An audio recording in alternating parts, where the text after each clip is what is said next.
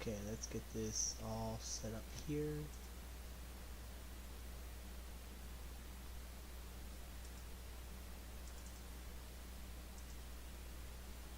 Come on.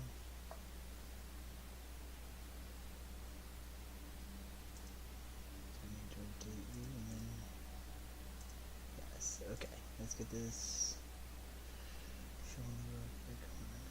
Come on.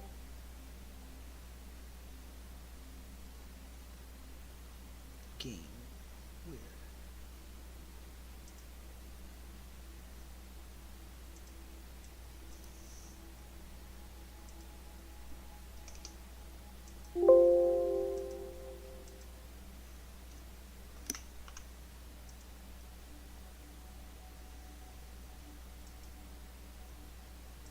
Come on.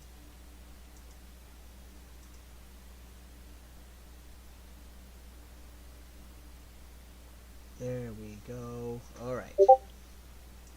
Excellent, excellent. Next up, I just need to, I'm going to do this. And this and do that.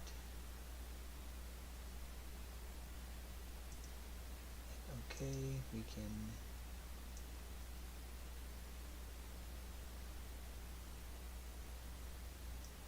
preview. What is, oh, okay, that's why. Right. Do that.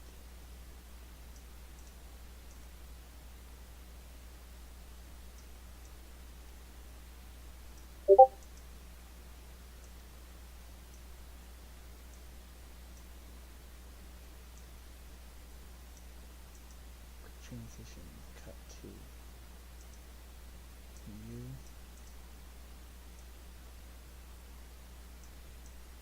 To you. Is that right? Okay.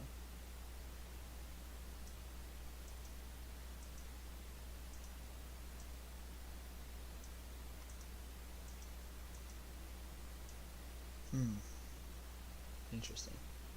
Okay. Well, either way, I'll figure it out as we go through.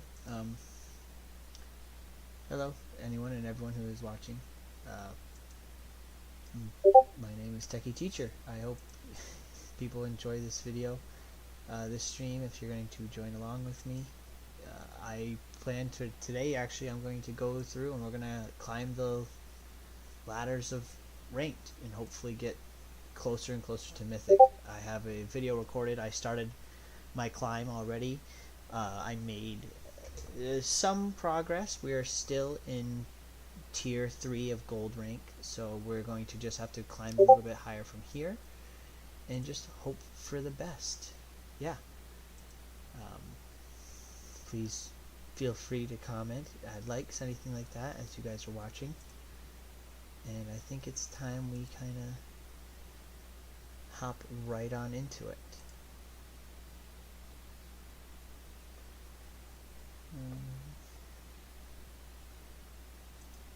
Let's get started. Alright, so let me open up OBS here so that way I can see everything. Beautiful. I'm going to do this real quick just so I can keep some things hidden as I get set up. We're going to run the Eldrazi deck. That way I have a chance to get some experience with it, get some work on it. And as we get into this, I will be able to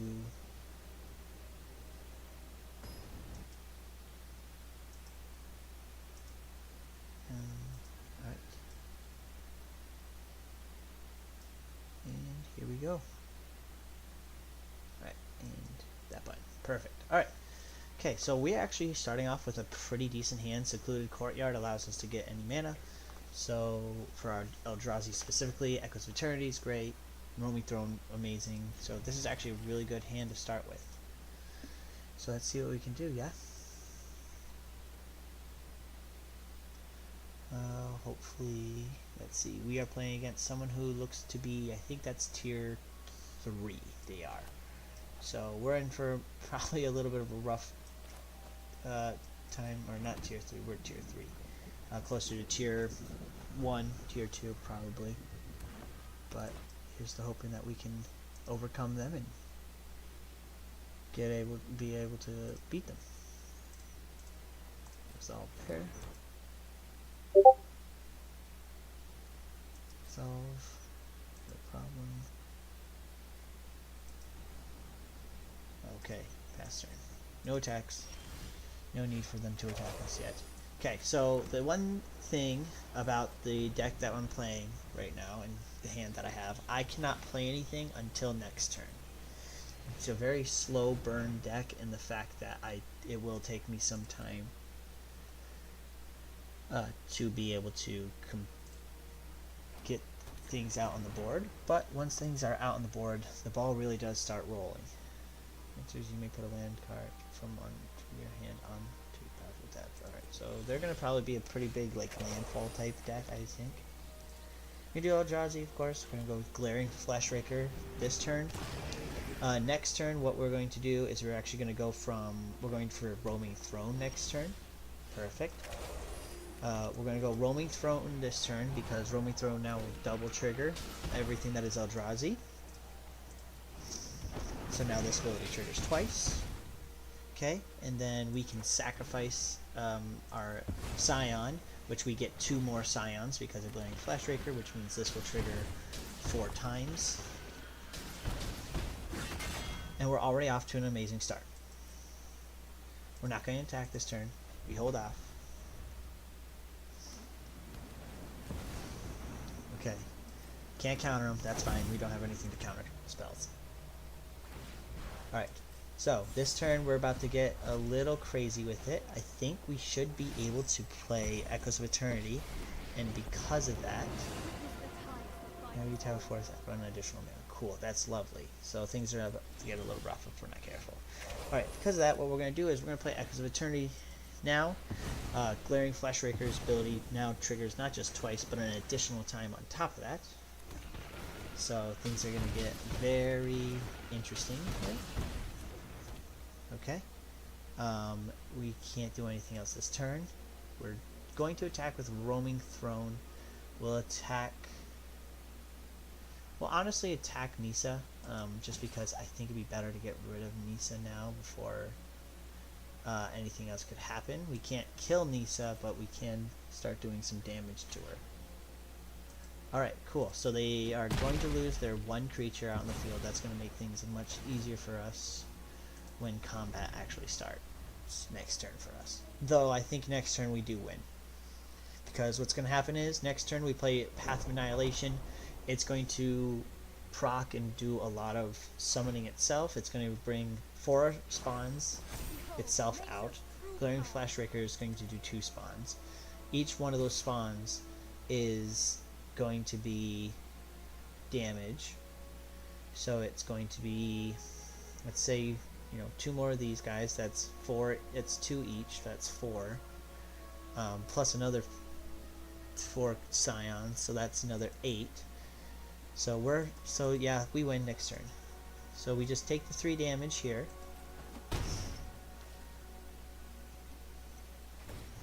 We let them do their Discover 5.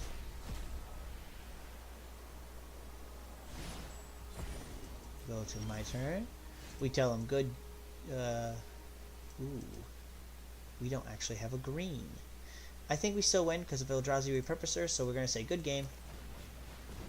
Play Repurposer, and yep, because it multi-triggers so many times, yep, does it 3 times now, so it's very brutal, very mean, but also it's quick, and probably my most merciless way I can give them to go. Alright, cool. Just like that, we're almost to tier 2. Perfect, beautiful. Right. And I will get us set up and going into the next match. While we wait for all this stuff to load, if anyone has any questions, feel free to ask. I will do my best to answer them. Pay attention to what's happening in chat. Oh, we do have a pack. I will actually show me opening a pack here. So I will show as well one of the decks on my goal deck that I'm trying to build right now is. Okay, so I did get a squirrel. Perfect. So the reason why I'm actually happy that I'm getting a squirrel here, I wish I was getting not uncommons, but I need rares. I need 3 rares and 6 mythics, because the deck I'm currently trying to build is this deck down here. This is called, this deck I named, of course, Squirrel Rush. The reason for that is because it is all about summoning squirrels. I have a ton of different squirrels in here. Boomsboro, the new set that came out, I'm actually kind of inspired me to do it, thanks to, where are you, Honored Dray Leader, which somehow I have not gotten, I think, any Honored Dray Leader in here at all. Which is, oh, I've lied. I've got one, even though it says that it doesn't show that I have one in here. Maybe it's only because I don't have enough of it.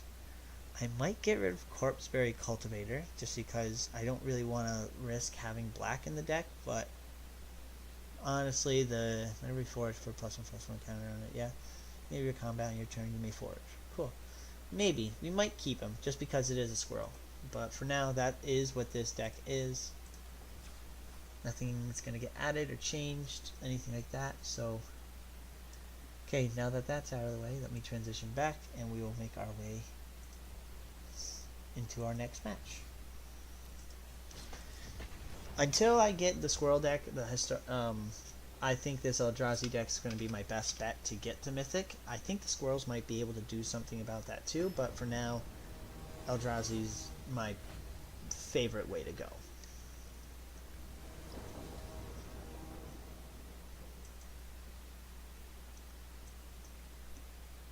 Alright, we are going to... Oh, wait, let me transition again for us. Sorry, everyone. Might help if you actually could see what's happening here. Alright, I think what I'll do here, I think I might... Oh boy. This is wild, honestly, for a hand. I might keep it. I'm going to keep it. What we're going to do is Thornwood Falls first. And then turn 2 will be Bountiful Landscape, which we tap for red. And then after that we play Westvale Abbey, get Worn Power Stone. Yeah, we got this.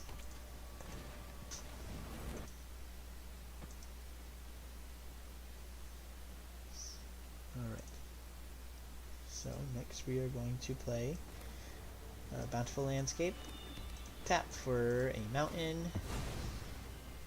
So this gives us a green, a blue, and a mountain to work with, which is exactly what we want to run in this deck. Alright, next turn we'll play Westvale Abbey into Worn Power Stone. They are doing... Okay. Mana. That is their kind of deck they're running.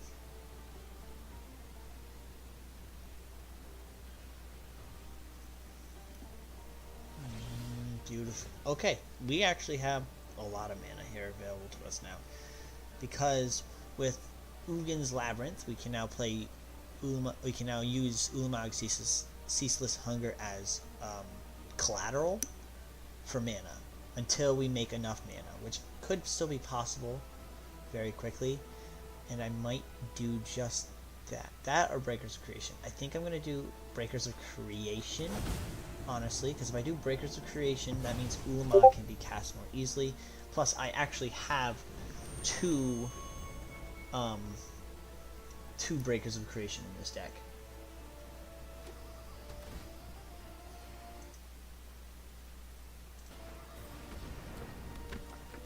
Alright. There we go. Alright, and now we can play... Oh, we got Ulamog the Defiler as well. Beautiful. This is actually going to become very interesting very quickly for me. Alright, Writhing Chrysalis. Writhing Chrysalis gives us 2 spawns. Next, we go into combat. We're going to end turn because we can't attack. We have 1, 2, 3, 4, 5, 6, 7, 8, 9. Next turn 10. We play...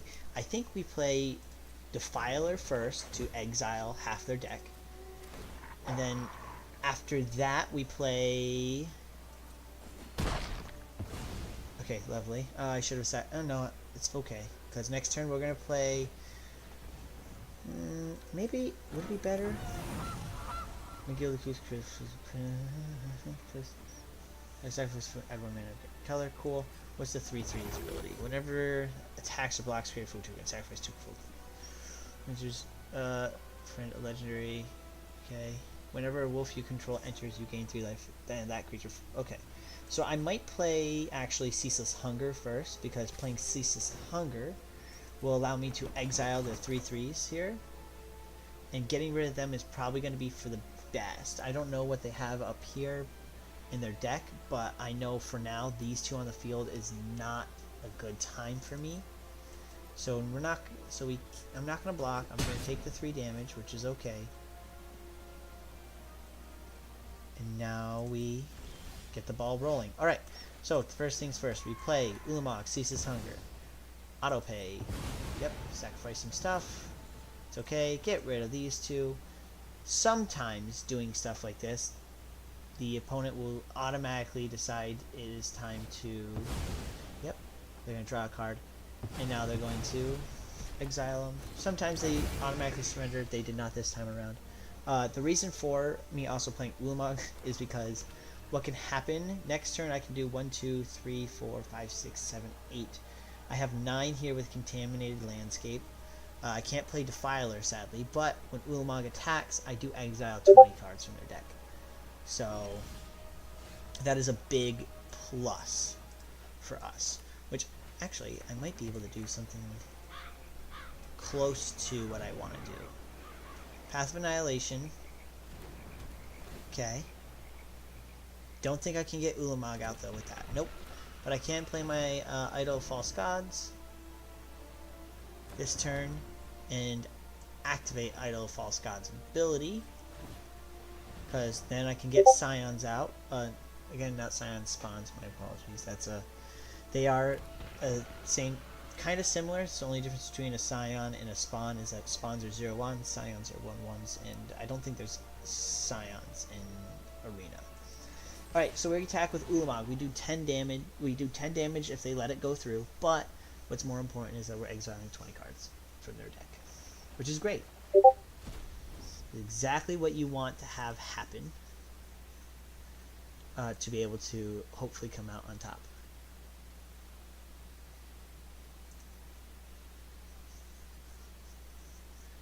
Alright, they block with their 0/2. That's fine.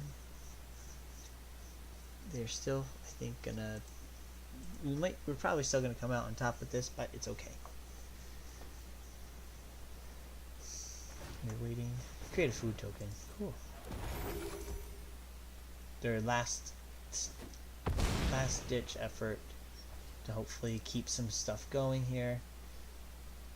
Next thing you know, other wolves and werewolves you control get +1/+1 at the beginning of your end step if you didn't cast a spell.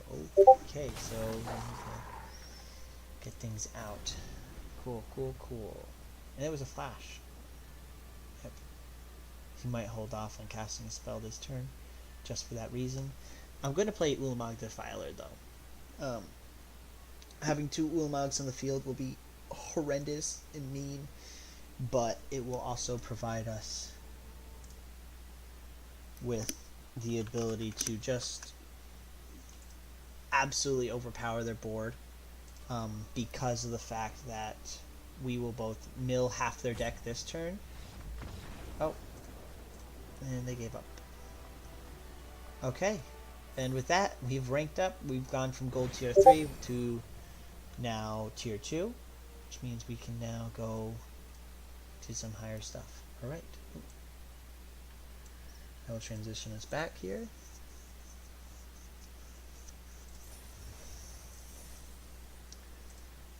And I will look at getting us ready here to move on into the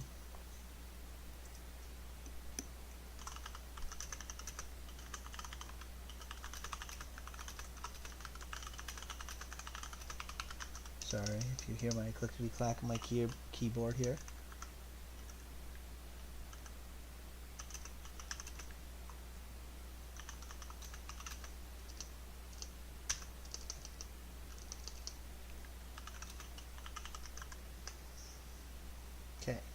Alright, there we go.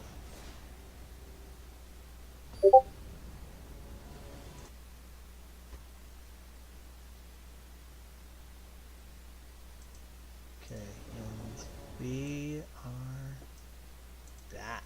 Alright, off to a good start, good hand to actually have here. We have 3 lands. Yes. Alright, let's see what we can do. Taking a bit of a gamble because honestly, right now there's technically not a single thing I can play in hand. Now there's stuff I can play in hand. Awesome. Start play.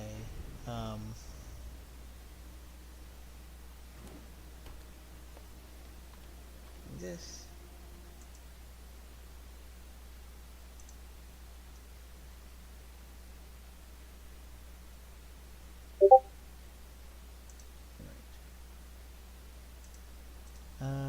We're going to play.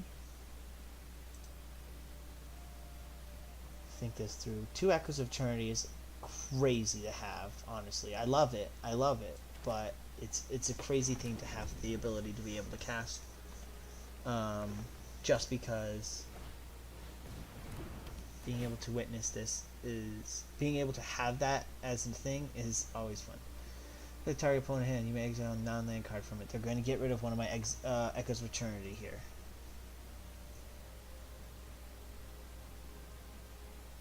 You may exile a non-land card from. As long as that card remains exiled, its owner may play it. A spell cast this way costs 2 more to cast. Okay, so they're going to exile one of Echoes of Eternity, so it's going to go from a 6-drop to an 8-drop probably. What the worst thing they could do is get rid of my Breaker of Creation, because Breaker of Creation is exactly what I would use on Ugin's Labyrinth here, to be able to get myself 2 mana to work with here. 2 additional colorless mana to work with.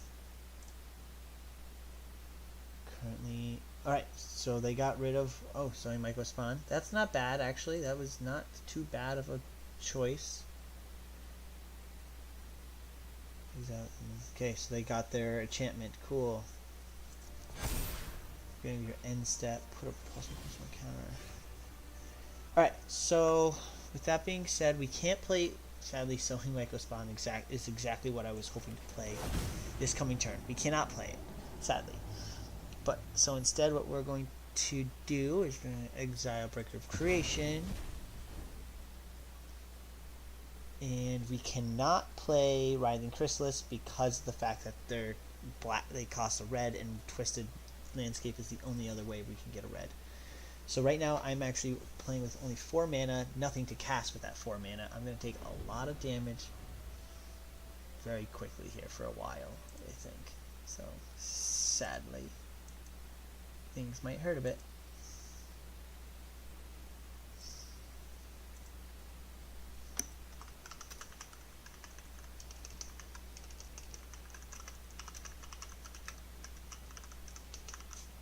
Pass. Yep, 5 damage coming our way.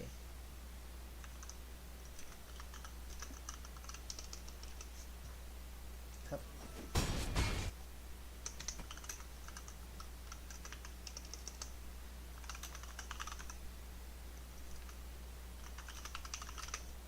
Yes, they're going to each get +1/+1 counters. Oh boy. It's painful. Painful. Truly. It might be better to tap this for the mountain. Play Glaring Fleshraker this turn, just so I can have something out on the field.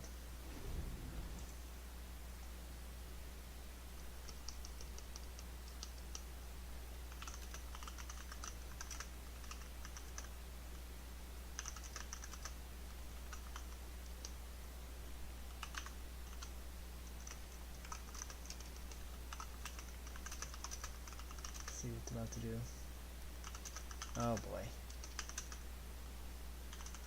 That's gonna be rough for me because that thing creates counters and just makes and plenty of creatures way more stronger.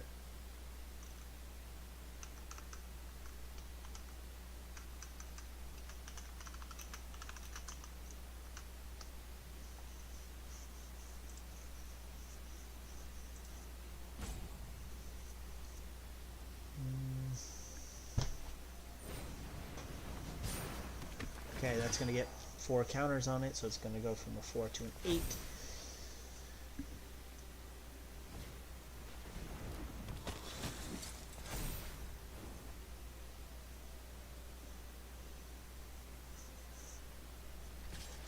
Going to attack with just the 4/4. Okay.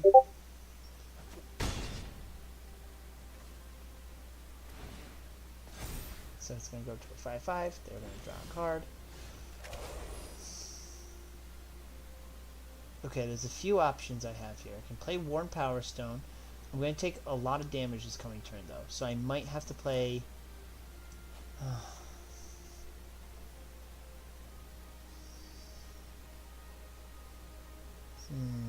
I think we lose, sadly. I do truly think we might lose this match. Because there's no way for me to get Echoes of Eternities out on the field and be able to handle all this. So I'm going to play Writhing Chrysalis just so I can get some spawns as well on the field, because the spawns will benefit as blockers. Since none of these creatures have trample, just by having the spawns available to me, I can use the spawns as blockers as if need be. Which, well, if I do that, what does that give me? They have a lot to attack with, so no, nothing. We're not going to attack with anything yet. Take a quick sip of my drink as no attacks needed. End turn.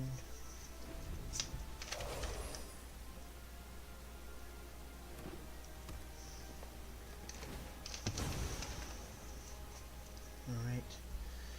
Gain hexproof and indestructible until end of turn. Oh, that's so amazing. We're going to take so much damage. Wow. That just... Okay. Yeah, that ruins it. We win. We lose, I mean. Yep. That's okay.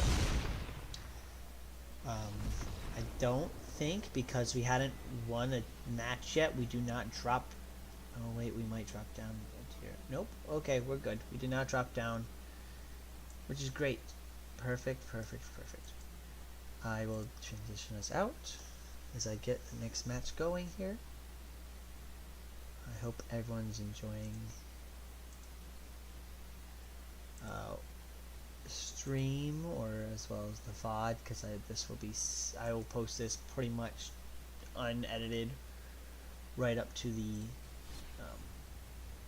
account as well, just because I think it'd be good just to keep things natural, keep things going the way I experiencing it and such. So I'm hoping for the best here. Alrighty, we're getting ready to transition into our next match now.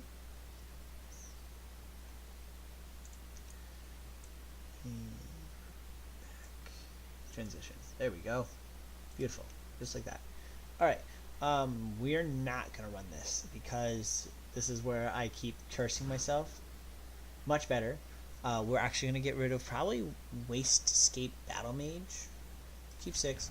Get rid of Wastscape Battle Mage just because I couldn't also play it yet, technically. Play ourselves a mountain first. I'll play Island next turn so I can play Sage of the Unknowable. Turn 2, I'll play Snapping Voidcraw. Actually, no, because I have Sage of the Unknowable, that means I have a 0/4 to block with, so I don't need to do Snapping Voidcraw this time around, so I will do Worn Power Stone instead. And then the turn after that will be... Okay, I'm going to play that, just because I also get the... On top of the health, because it's a tapped mana, it's better to play that now. Get it out of the way. I don't have a blocker, but I don't think they're going to... Unless they can buff their plant here, they're not going to do anything with it. I think they're going to keep it as just kind of a simple blocker.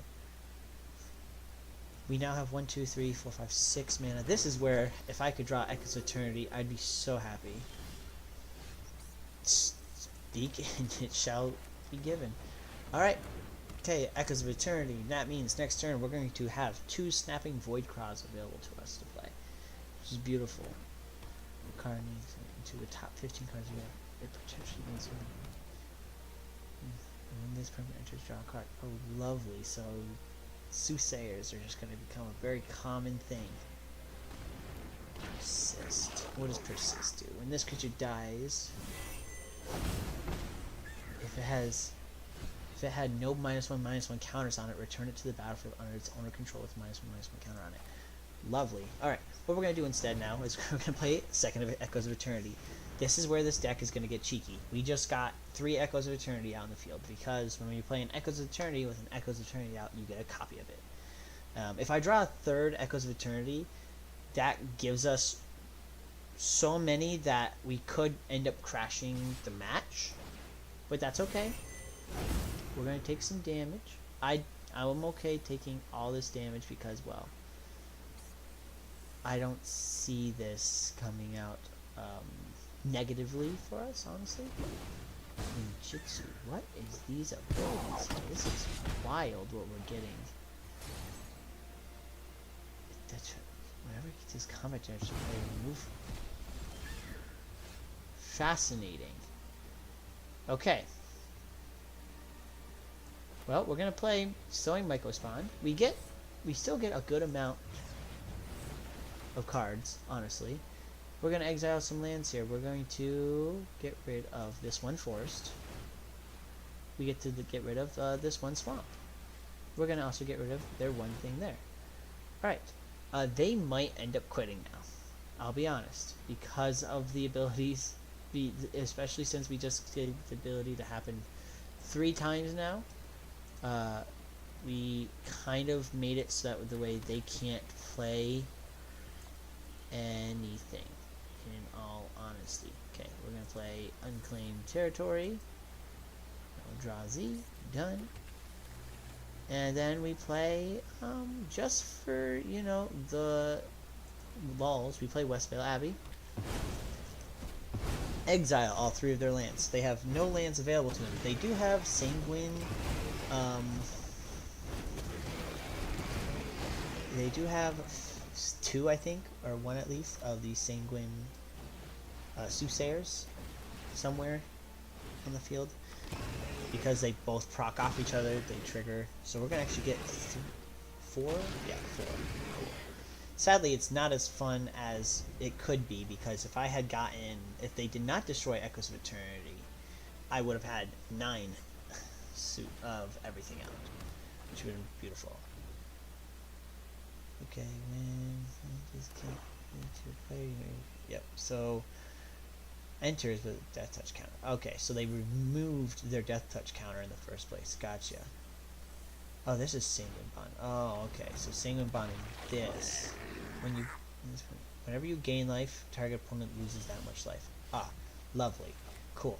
Good to know. We just make all of our Eldrazi's super strong now, thanks to having, I think it's going to be 5 of these. So that's +5/+5 is what they're getting.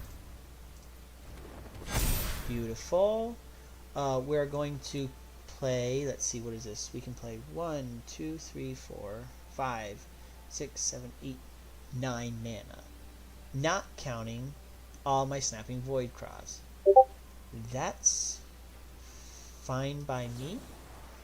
So we're going to do this, and then we're going to exile their creatures. We're going to just make it an even 10. Target player, target creature. We hit autopay. Now it's going to trigger multiple times, and they gave up. Look at that. Another win for us.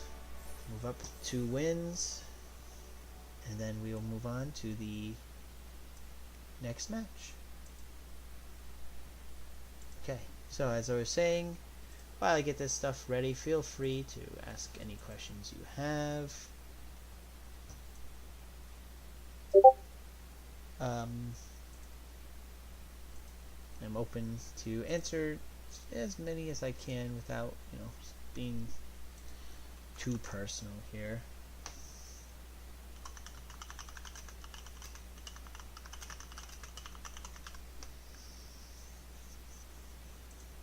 Okay, do that.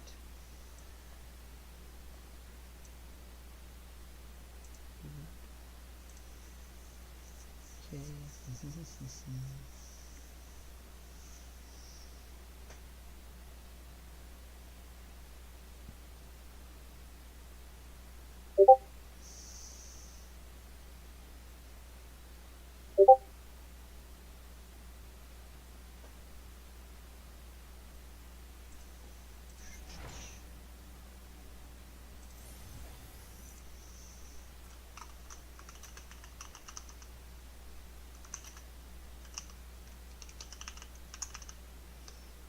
There we go.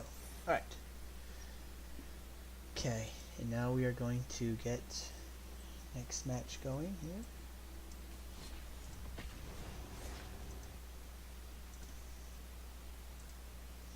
These are hopefully going to go good for us.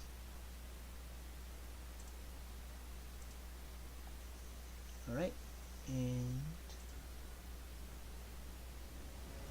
we're finding our match. Alright, this might be an interesting match. They have, oh boy. Yeah, I love taking a peek and seeing 243 card deck. We love it.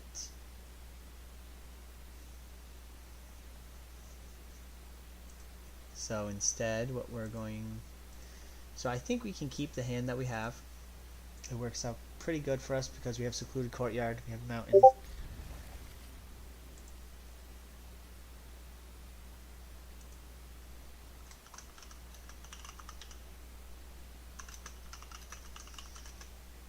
So we're going to play just Mountain first, keep them guessing what we have.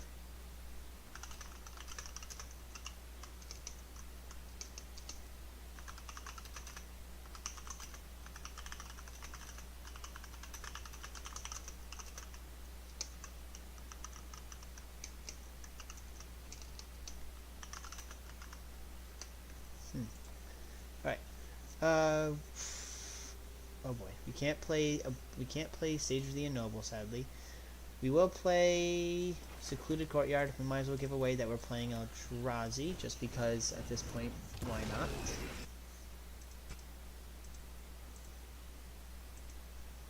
Best way to go about things.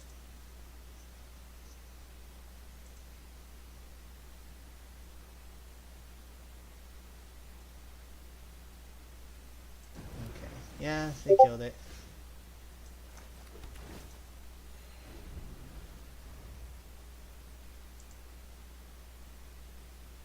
But that's okay. It happens all the time.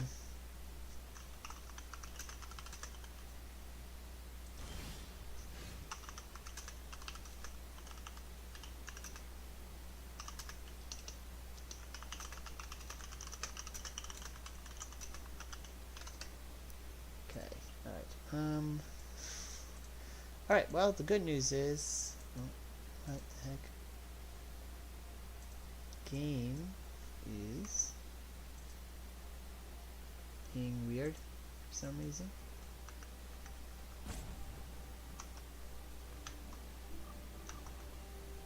Okay, there we go. Game was getting glitchy for me. Guess I can't use that hotkey for now. Good to know. Stream is going well.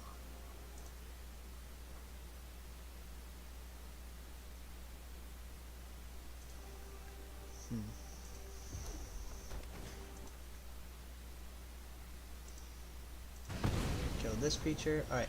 Their deck might be just trying to kill everything that I have, which will kind of beat me down, honestly. Not looking forward to it. But it happens. It's not going to be the worst thing in the world for me, honestly.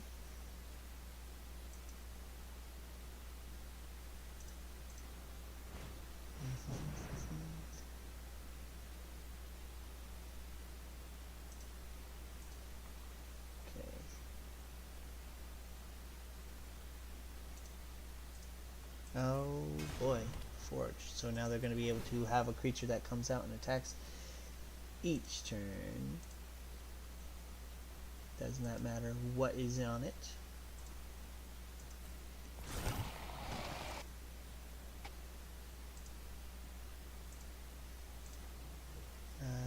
That's probably going to attack. We have a 0/4 to block with, which will work, hopefully.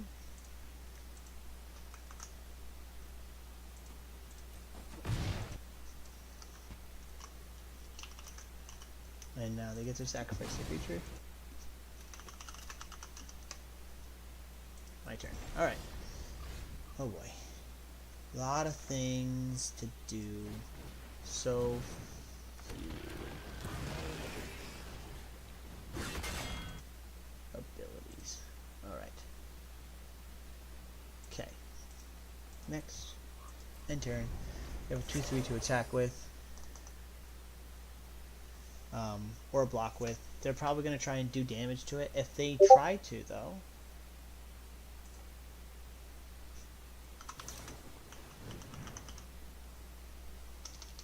they're going to instead kill my thing here. That's okay. It's perfectly fine. Alright, summoning stuff. Cool, cool, cool.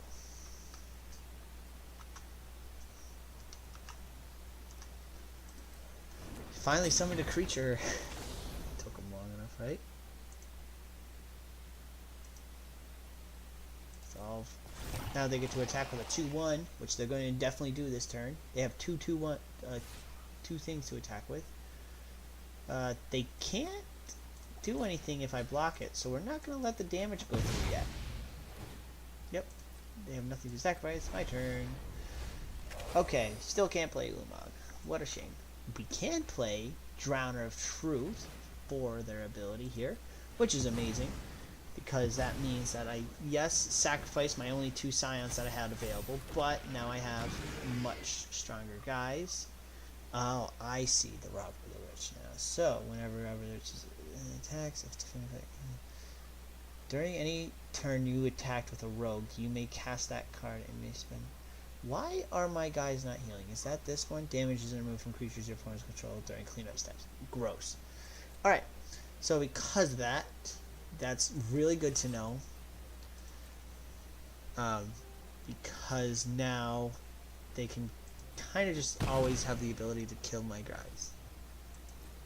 So lovely.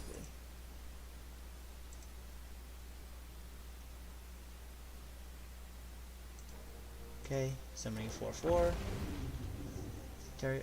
Land you don't control loses all abilities except mana abilities and gain. Okay, so this can now.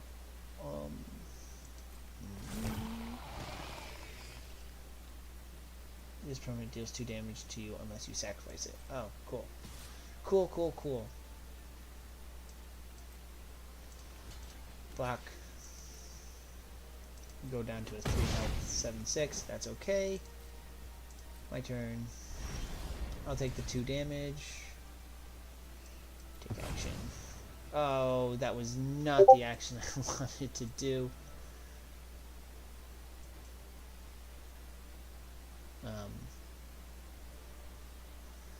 But that's okay. Well, I might lose this one. I probably will lose this one in all honesty. I didn't mean to sacrifice my guy, but oh well, that ends well for the most part. Boom, boom. 1, 2, 3, 4, 5, 6. We have 6 mana. I would have had 7 if I didn't kill my guy, sadly, but we'll work with it. We'll work with it.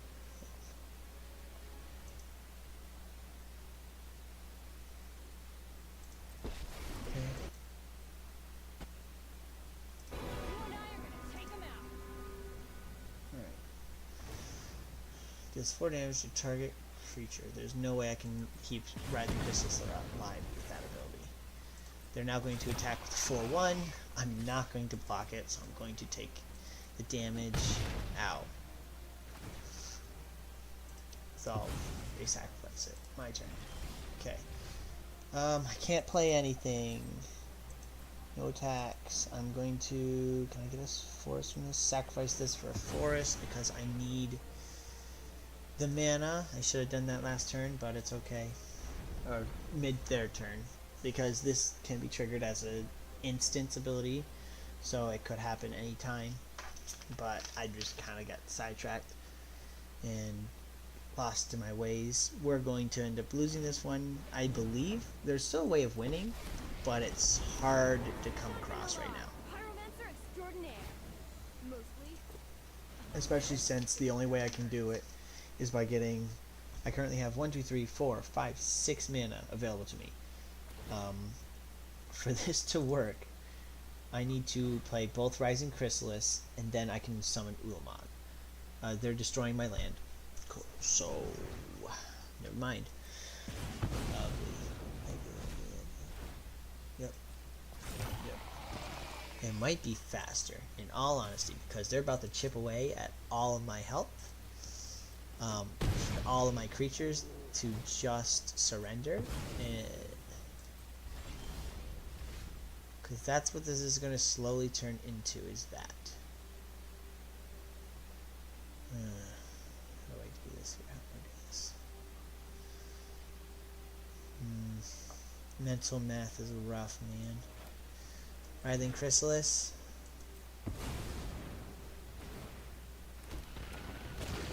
Glaring Fleshraker.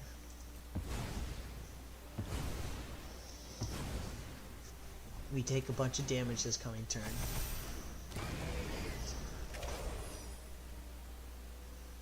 Deals 4 damage to target creature. They're going to kill Glaring Fleshraker with that ability.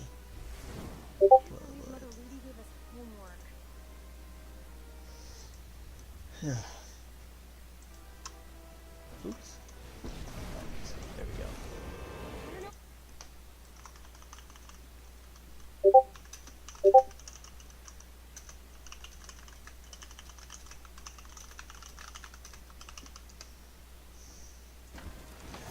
Alright.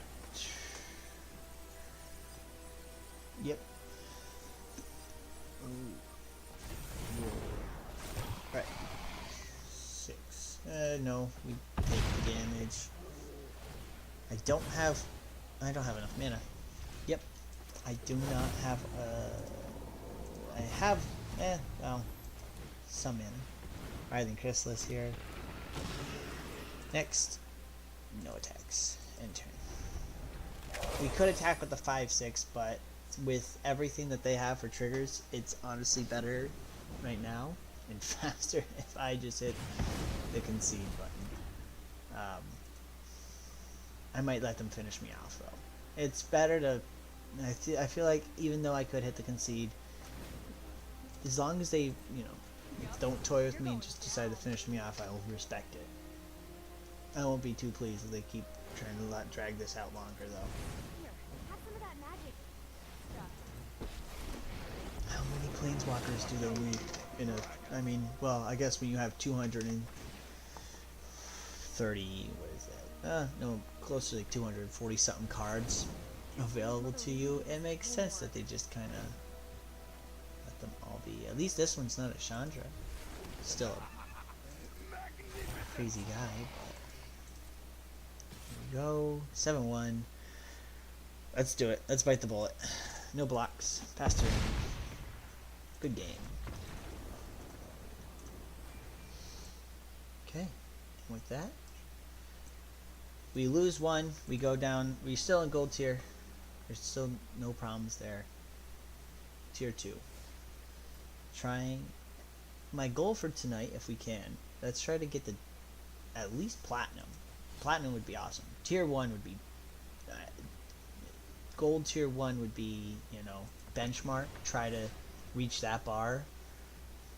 As long as I don't drop out of tiers at all, that'd be definitely ideal. But for now, let's try to shoot for gold tier 1. Ooh, I have a good guess at what we could be playing against here, based on the fact that this person is using Ulamog as their character. Alright, we have we have Unclaimed Territory, so we're getting mana from that. Shattered Landscape, we can tap it, swap it out for a black. But, yeah, which I will do because I get Worn Power Stone. So, first turn, Shattered Landscape. Turn 2, Unclaimed Territory into It That Heralds the End. Oh my gosh, they're playing an Eldrazi. Oh, I'm actually very excited to play against this, in all honesty. Because it's not often that you get to play against an Eldrazi in this game. Not many people run Eldrazi decks, I find. I don't know why. They're so much fun. Of course, you know, you play against certain decks that, Eldrazi Werewolf. It's confused, concerned, thought they weren't playing Eldrazi. Or at least playing a real weird hybrid, but I guess it's time to see, you know, and debate whose deck is better. We'll see how well theirs is. Ooh, basic lands, reveal those. Yep, they're gonna get wastes. Wastes are not bad. Wastes are similar to what Tomb of the Spirit Dragons and anything else is, except it literally only has the ability just to give you colorless mana, nothing else. Ooh, do we attack? I could attack. Ooh. Theirs is a defender, so it can only... And they can't transform it... Can it transform? No, it can't transform yet. They don't have enough forest. So we could attack. It's okay. They can't block... They can't attack with their 1-2. And unless they draw... Unless they play a forest, and then they still need 1 land after that. So they can't play... So they can't transform it yet. So we still got a turn, at least, until they can transform this into a 4/6 that has tap 2 for mana. Lovely. Ooh, nice. But they can get a crap ton of Scions. That's a great combo right there. I will give them that. And then we play Echoes of Eternity. Echoes of Eternity, great for this because we can do a few things. The only downside to playing Echoes of Eternity right now is I've kind of locked myself out of playing Emrakul, because Emrakul's ability makes it so that way I gain control of their creatures. However, ouch, that really hurts. Oh, what big creature did he exile? Probably an Ulamog. Ceaseless Hunger, yep. Okay. So this turn, what we can do is we can play Mind Stone. Get 2 Mind Stones. Okay. And then we play Unfathomable Truth.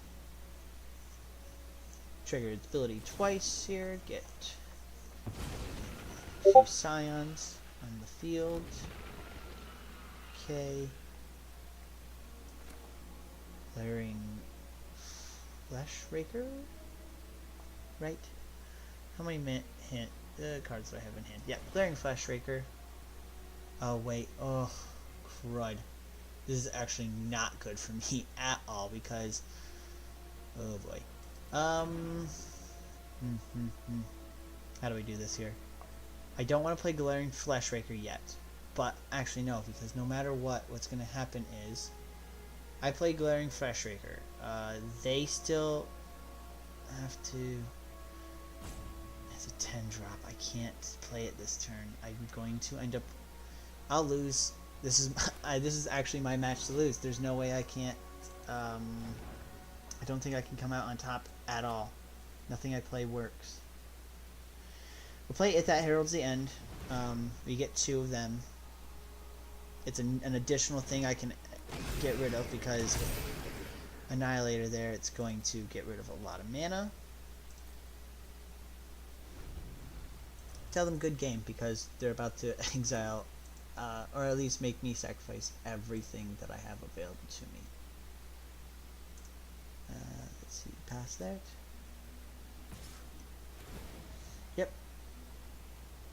resolve 10 permanents. 1, 2, 3, 4, 5, 6. Oh, crud. 7, 8.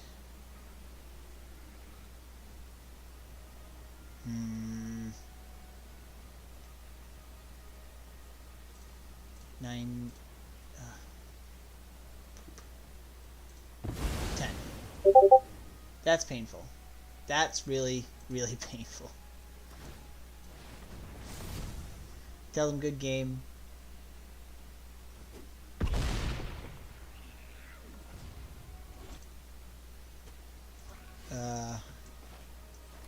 Have to take a pretty rough hit here. Because all I can do is play Glaring Flesh Raker, trigger ability twice, and that's it.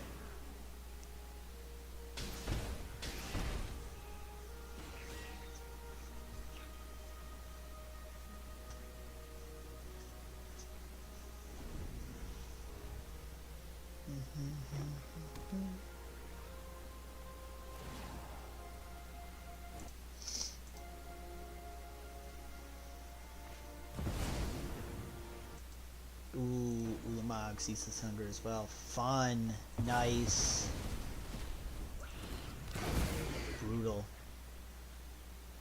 I give them respect, you know? You can't fight Eldrazi often. Not many people do it. So being able to experience what it is that I do to other people is a little humbling, but it also makes me proud to know that the Eldrazi are just that good. That some people, you know that, and we say game recognizes game with those ones. Transition, perfect. I'm getting the hang of this streaming thing, I think. Right? I think people who are either watching or will end up watching this video might find it a little bit entertaining here.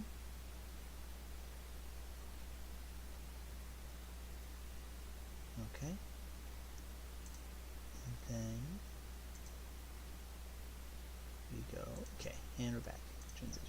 Oh, wow. Might help if I actually change screens. There we go. Wow.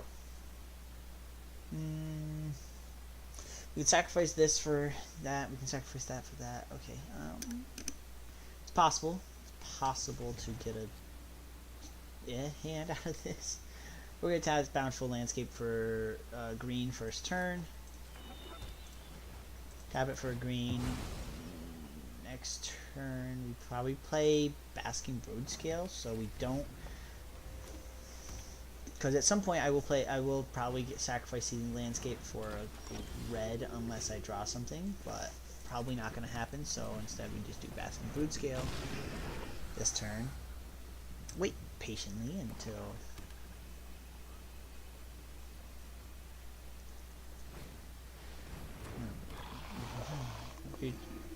another creature you control enters, you gain 1 life. Whenever another creature you control dies, each opponent loses 1 life. Oh, love it so much. The best, right? So they're going to be banking on killing a lot, both bringing out and killing a lot of their creatures, it would seem. And there goes my creature.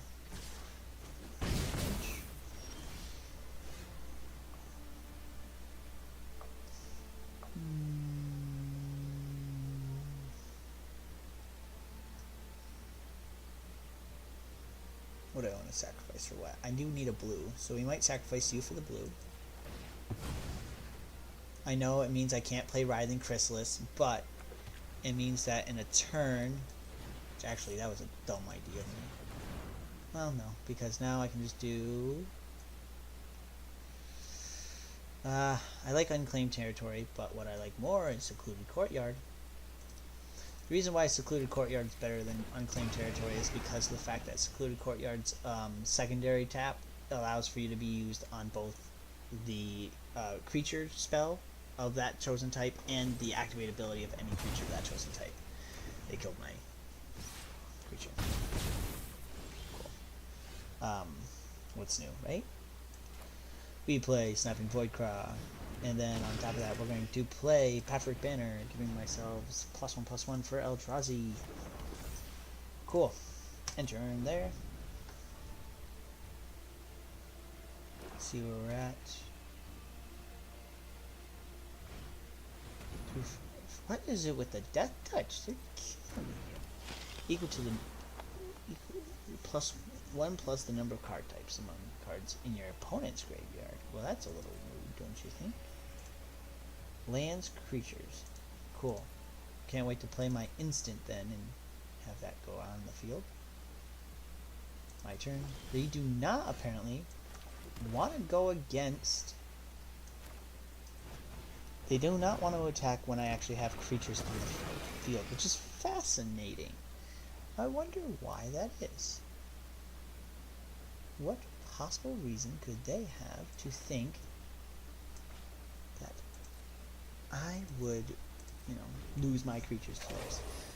Rising Chrysalis will die, but I probably will kill Nighthawk Scavenger here, because I don't like Nighthawk Scavenger.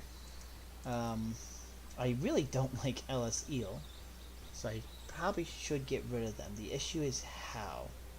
If they attack with Ellis Eel, which they probably never will, I could get rid of it that way. But I think next turn the smartest thing to do is play Kozilek's Command, exile Ellis Eel at the beginning of your end step, put +1 on each creature you control, untap those creatures. Lovely. Alright, are they going to attack? Probably not. Pass. Put +1/+1 counters. Yep, my turn. Alright, so what we play this turn is we're just going to play Kozilek's Command. We have 1, 2, 3, 4, 5, 6, 7, 8, 9, 10 mana available to us. So what we're going to do, we're going to pay the 10. We're going to do that. Then we're going to exile. Pay 10. Target player. And let's get rid of Ellis Eel because I think Ellis Eel is worse than Nighthawk. In all honesty.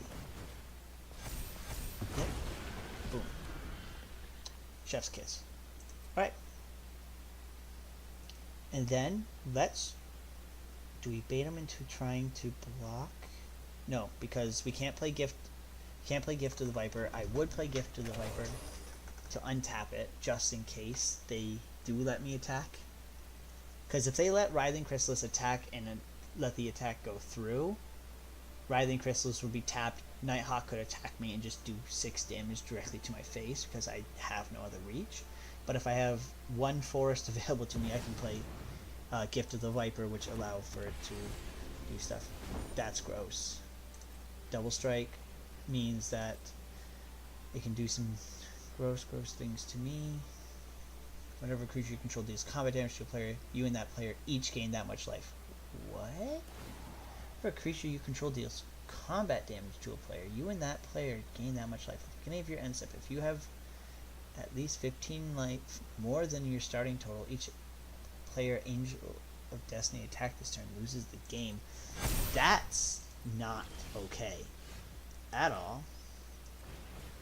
Echoes of Eternity available to us now. We need to kill Angel Destiny, which means what we do is we're going to hold off on attacking. No attacks. End turn.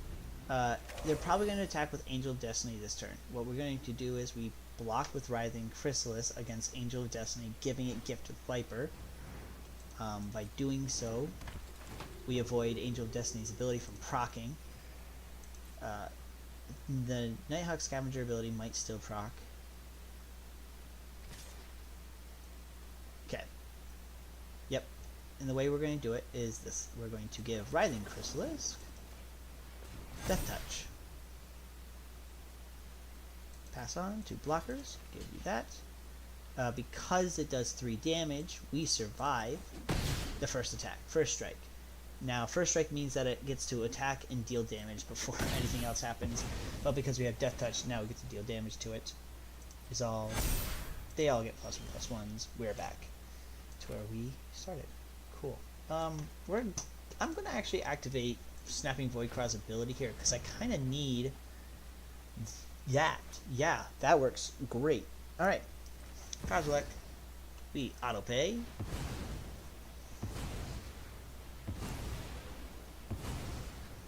Kozilek's ability will trigger twice, which means I just submit one. I don't ever give the opponent the ability to manifest, because why would I let them? So the second one, boom, draw 2, manifest, boom, beautiful, beautiful, beautiful. Keep that one. Okay, can't do anything. We could attack. We're going to hold off on attacking though. Hit, no attacks, end turn. We're in a good position here. We're in a, honestly, probably more of a great position.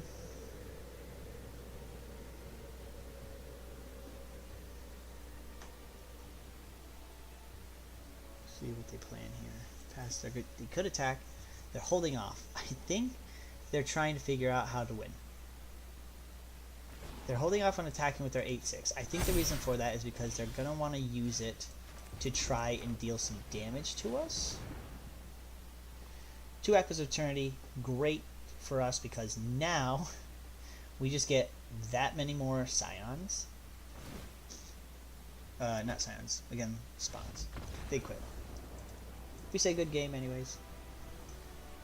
And, okay. Still at Gold Tool 2. But, hey, we're closer to getting a win. Well, going up the tier.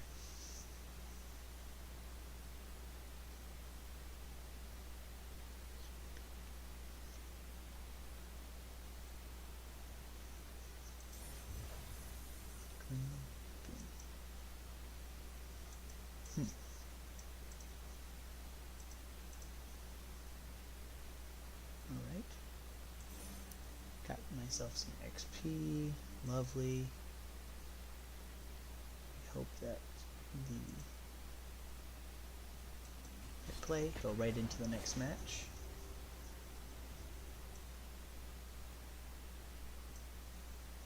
It is ready for us. And we're in. Let's get my hand drawn first, and then I'll set everyone in. Here we go. Alright. Wow. Other than not having a black available to us, we have Patchwork Banner to work with, so we're good. The one thing we can't play is It That Heralds the End because of the fact, well, It That Heralds the End requires 1 colorless mana. I can't play colorless mana currently because Patchwork Banner only does colored mana when I tap it.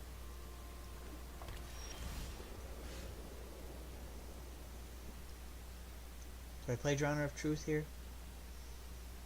I don't think I really need to. I think I'm going to probably be able to commit to not having to play Drowner of Truth as a land. Just because of the amount of land I already have available to me. There's a mountain. That mountain's going to be great for when Titan's Vanguard comes out soon. Fetchling enters conjure.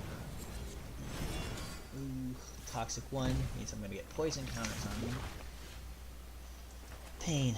Truly, truly pain. That's what we're about to get. Okay, Patchwork Banner gives us 4 mana to work with. We need 5 mana for Titan's Vanguard, which next turn we will have. If an opponent has 3 or more poison counters, you may seek.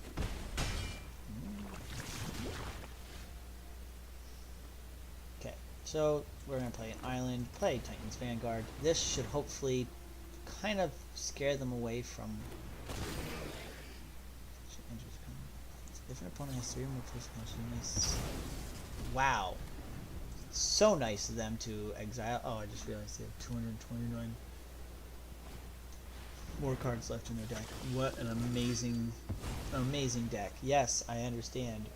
Oh, but Techie, you got almost. You got what, 85 in your deck? Yeah, but I'm not in the 200s. 200 is insane. Why would anyone want to run 200?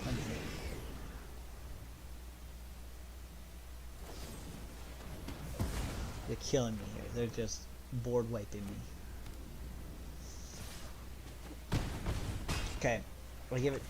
We are going to probably meet our maker here very soon. This we cannot play It That Heralds the End because we literally only had 1 colorless available to us. Destroy target creature, Planeswalker. We tell them good game, and I honestly don't know. I'm just going to let them finish me off because there's no point.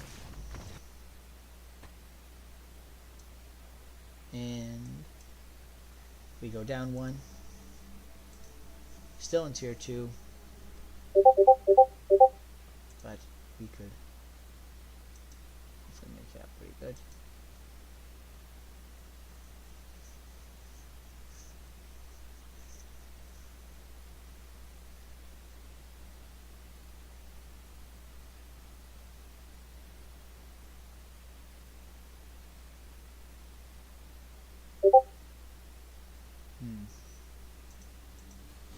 Okay, a second, get our match going, get loaded up here.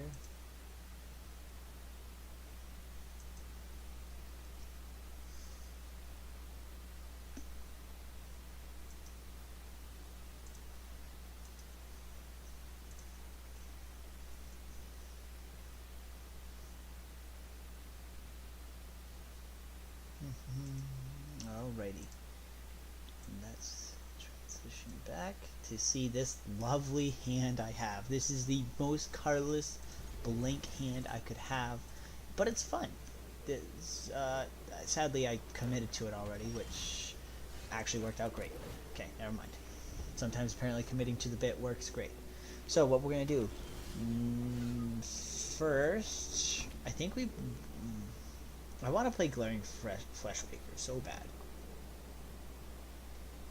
Let's see, what do I play here? I think we hold. I want to play Glaring Fleshwaker first.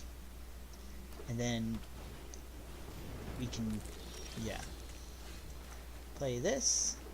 Get ourselves Glaring Fleshwaker. We're going to play against some... Alright, cool. Back to Landfall Swarms. They're going to add they're going to keep adding lands to their field and just hopefully get themselves some lovely, yep, swarms. The worst part about this is that they'll just keep building and building and building and making more and more swarms available to them. Get myself that next land I need, because by doing this, I now will have enough lands. Next turn, I play Forsaken Monument. Turn after that, Echoes of Eternity, and then everything just becomes that much kind of better for me. They can't block. Well, I have a bunch of blockers now, which is great. Exactly what I need. Next. Not going to attack because, yeah, they can kill off their creature, but why would he ever want to do that? It's not something that they would ever want to take the risk of doing.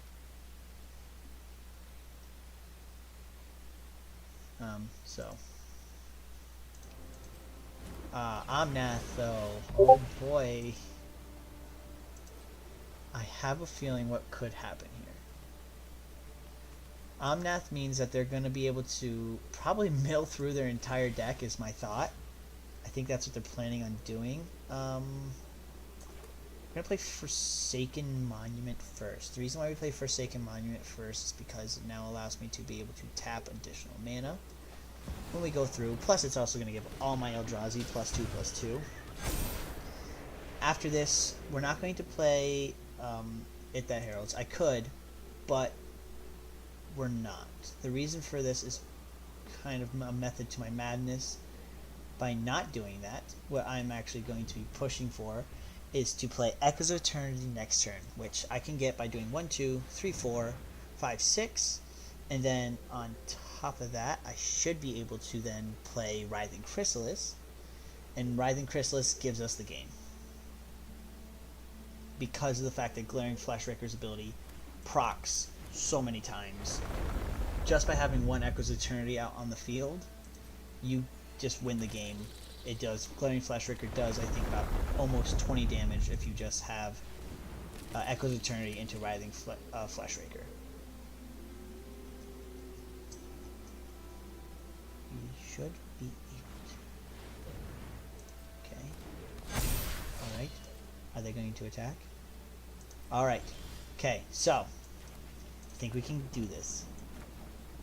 Is that what we need? Make sure it doesn't tap the lands I need. It doesn't. Okay, we tell them good game, we win. Because now we just finish them off. 20 damage coming their way. It's amazing. Just a simple combo. 3 cards. That's all it is.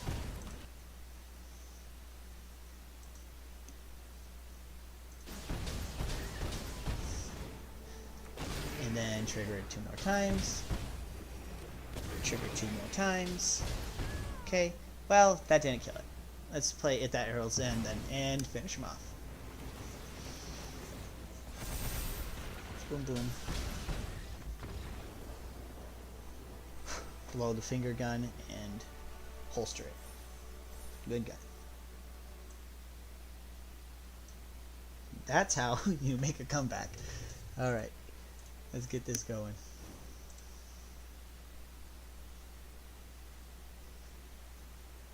See if we can't climb our way higher and higher.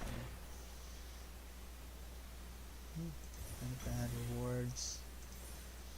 What you guys aren't seeing is that every time I win I get some more rewards, which makes, you know, the dopamine in my brain feel good.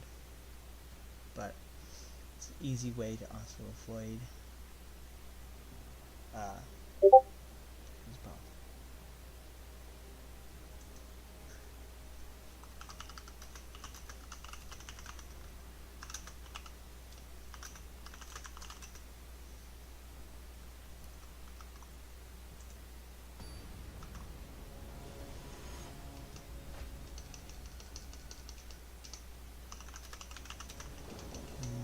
right.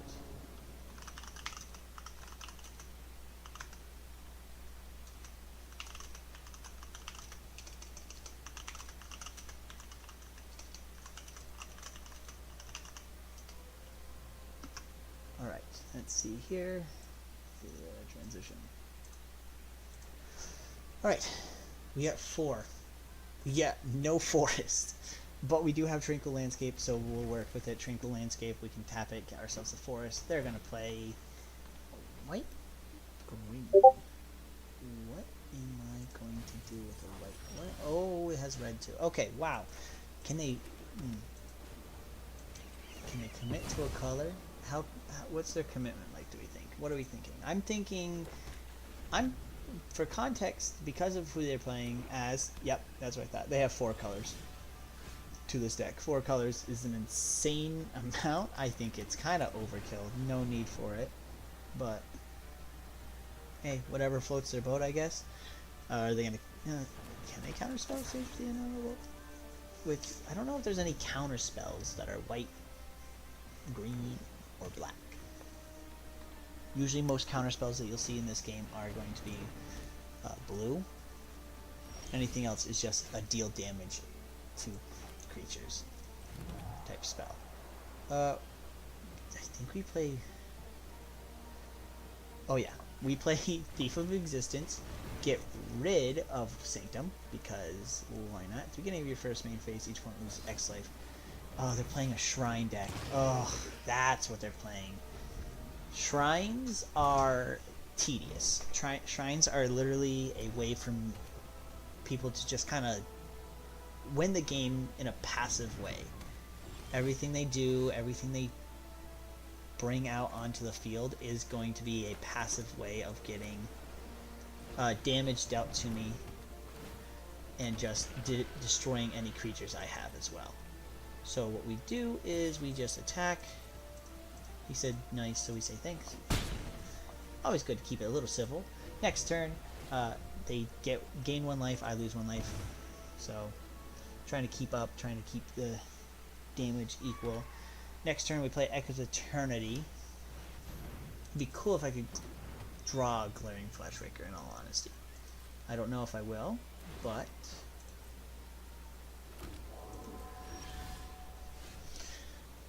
I'm not cheating. I swear, I can't stack the deck. There's not a way to stack this deck, but here we are apparently.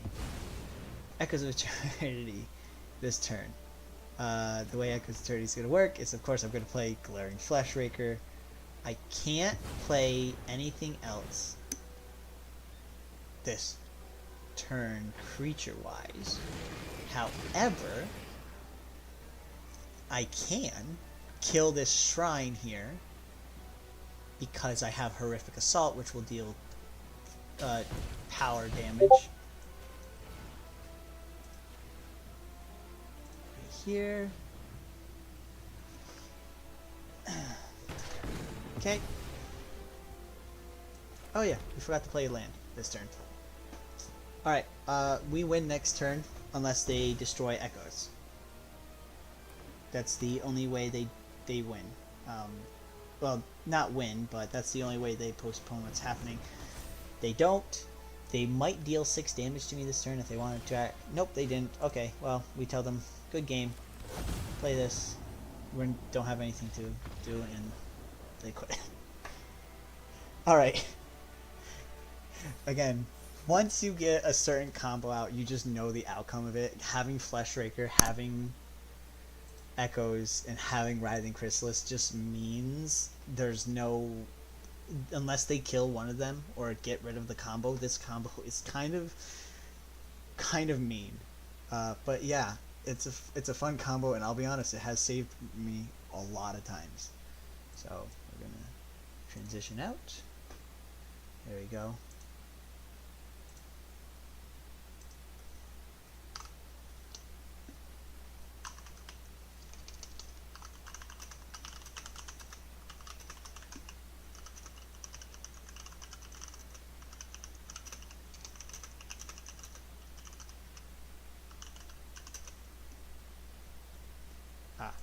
Okay. Alright, so we're going to take a quick pause from ranked real quick. I have a match I'm going to play here live against someone I know and have shown the ways of the Eldrazi to. We're going to play Eldrazi v Eldrazi and see truly how well the decks kind of stack up. He is probably playing a version of my Eldrazi deck, which isn't a problem. It's a humbling experience to be able to witness the Eldrazi just be able to go and see how many different combos we can get out. The real question will just be who wins the match, in all honesty, when it happens. But the good thing about custom, or more like private games against friends, is that they don't count against you, they don't count for you. It's a good fun match, and this friend has been great about letting me playtest this deck against them, and then also will hopefully willingly be a guinea pig to the squirrel deck that I will play against them eventually. I'm almost there. I think when we checked last, it was going to be about a little less than 4,000 gold left, which sounds like a lot, but in all honesty, a day of just grinding with the daily challenge, and then also just the 15 wins a day will get me to that point. Currently just waiting, I think.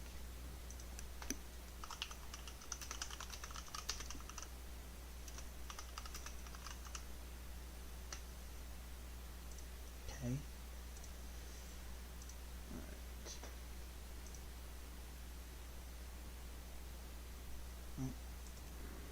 Might have to try again here.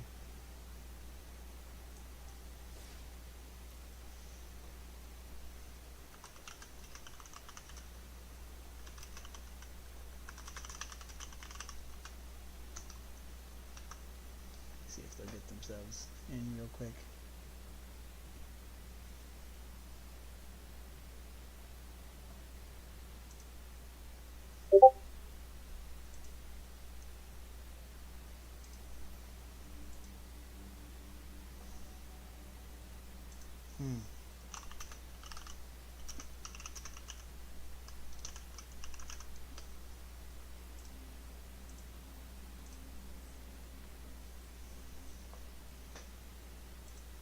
Having some technical difficulties here. Please stand by.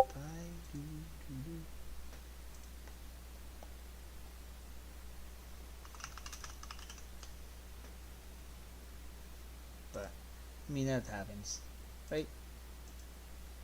I don't mind it one bit. This is all for fun, and I'm having fun.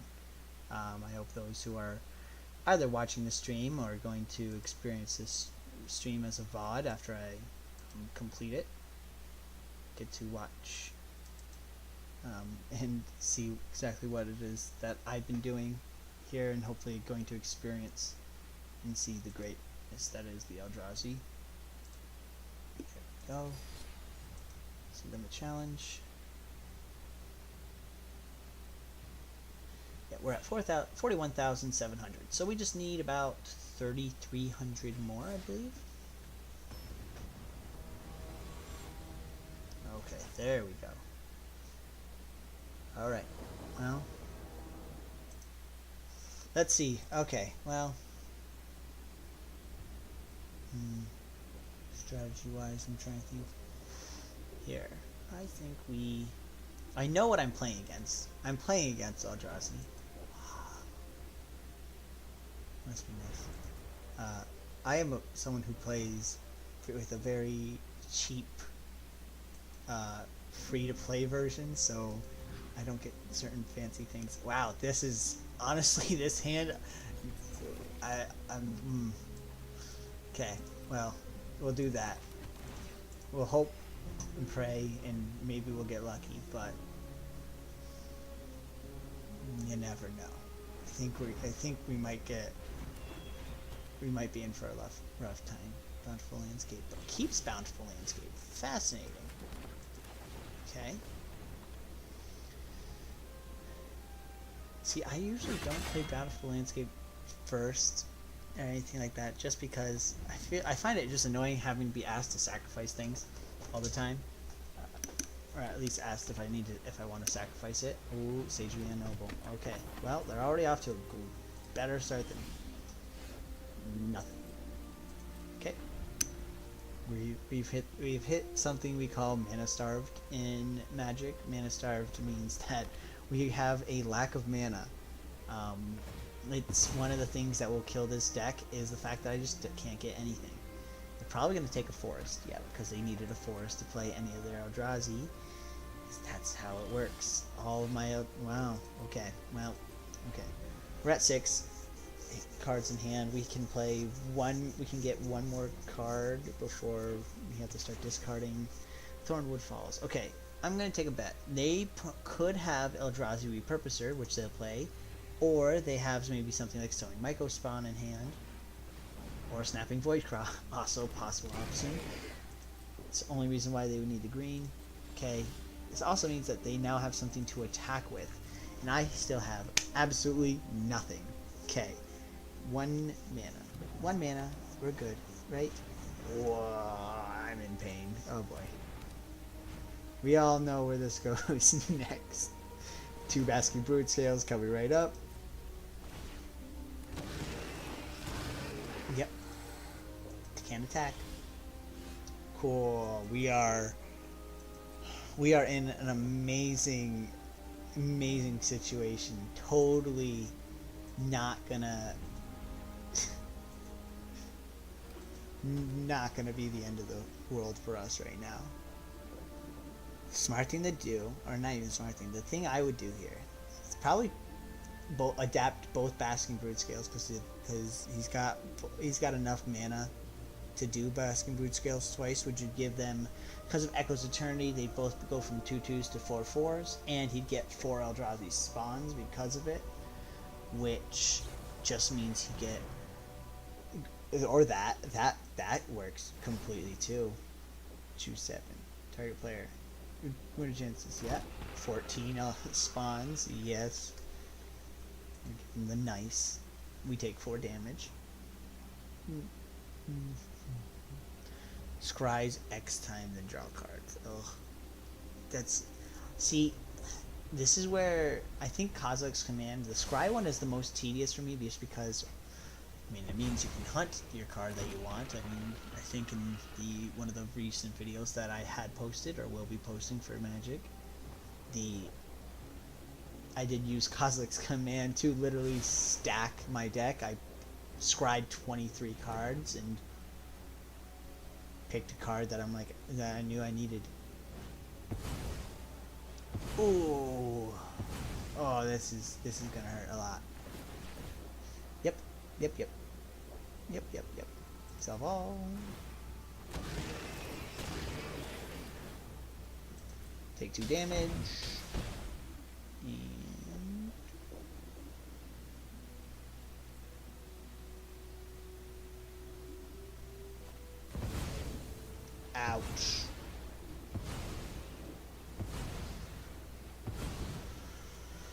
Oh boy.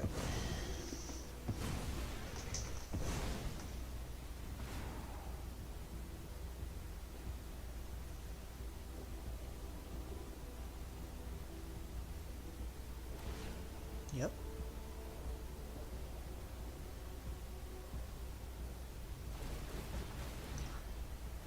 Whoa. Willing to give me the ability to manifest 2 cards?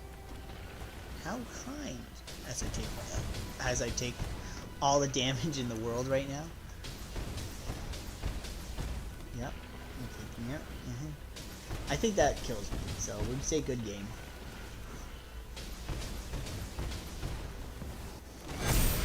And take 4 damage. Perfect. Oh, you got to see both sides of the Eldrazi deck right there. Yes, the Eldrazi deck has a lovely opportunity to mana starve. We've seen that plenty of times to me. I even mulliganed, and I guess I should have mulliganed one more time to be able to actually hopefully get a card, but that's okay. Not the worst thing that we could have happen to us at all.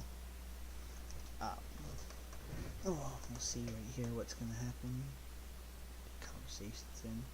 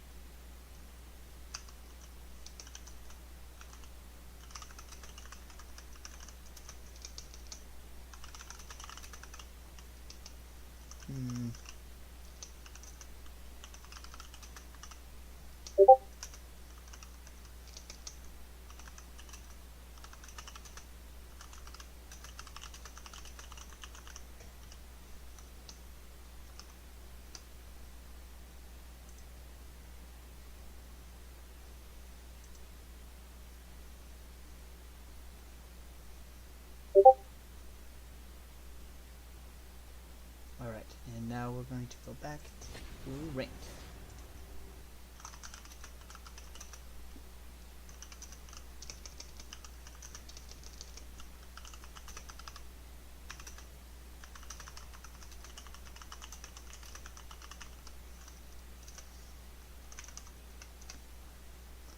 Alright.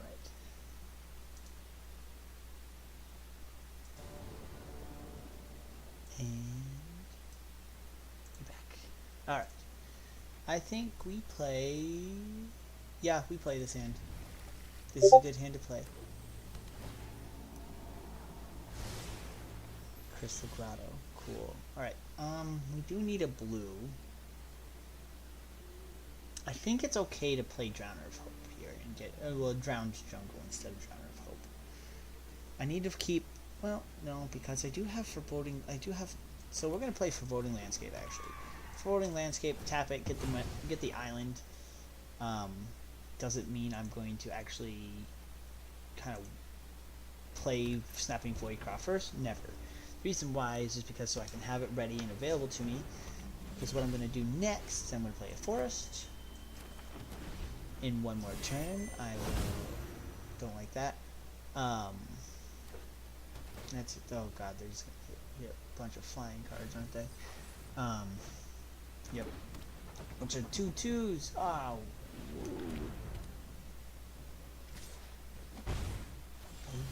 This is going to be a brutal deck to play against. Play Glaring Flashraker. Next turn we play Snapping Voidcraw. Turn after that we are going to play Writhing Chrysalis. Then Path of Annihilation after that, and then Drowner of Truth. As long as nothing kills me. Kills me or kills their creatures, the combo I have will work great. That's insane. Because now this is both, he can tap these for 4 mana, which he exactly did. If you cast a spell, gain 1 life for each spell you've cast, so pay 50 life, does 50 damage to any target. Amazing, I love it. That is such a cheeky and fun card to see out. Okay. Boom. Shoot once. Okay. I could play air. Yeah, we play it that heralds this turn. Auto pay. Next turn, Writhing Chrysalis. Path of Annihilation. I think I might be able to get both of them out. The only reason why we don't play one of these is if we draw Echoes of Eternity. Echoes of Eternity would be the card to play. Am I trying to just speak it into existence out of a 73 card deck? I have 4 Echoes of Eternity. The possibility of that happening is I'm not going to pull up a calculator and look it up because that math number is not ones I really want to go through right now. But the percent chance is not in our favor, but possibilities are still endless. Gross. So now they're going to gain even more health. This is going to be... Oh, boy. Ouch.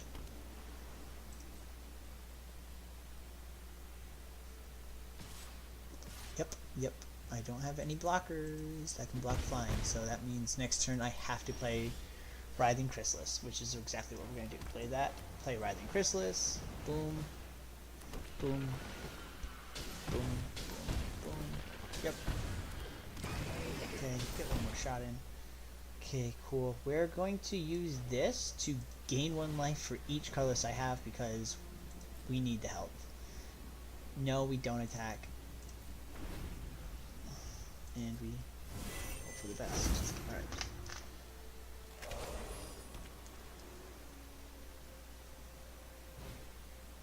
Orthopter. Okay.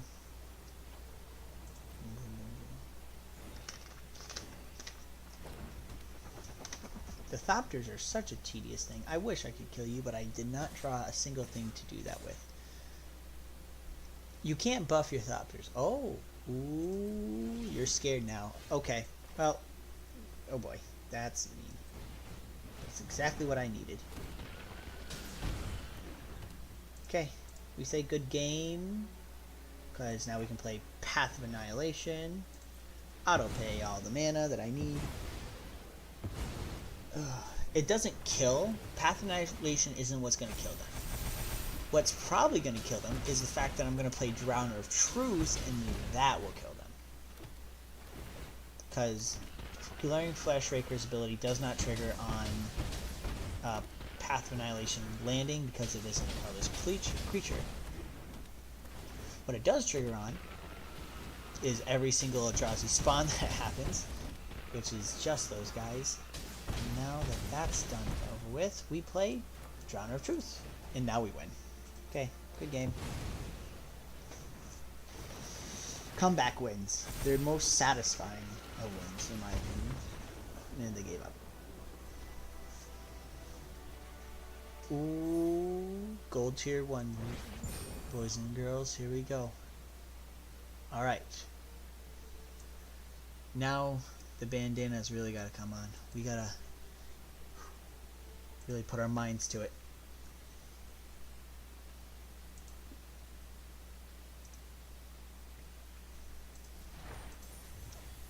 Alright, boom, boom, boom. Let's see if we can't get platinum. That is the goal of this stream tonight. If I can get the platinum tonight, that means maybe in the next few videos or even over the next... if I do choose to stream, I stream outside of, well, not stream, but record me playing ranked. I will have some videos to play with. I probably, oh, hey, it would be, I bet you guys would appreciate being able to see the hand I have, right? This is not the worst. Did I hit yes on taking it? Yes. Why should I have? Probably not. Are we gonna do we have to commit to it now? Absolutely. Can I drop from tier 1? I don't remember, and I'm too nervous to have it happen. Okay, so we're gonna do that, and then probably play Basking Wood Scales first.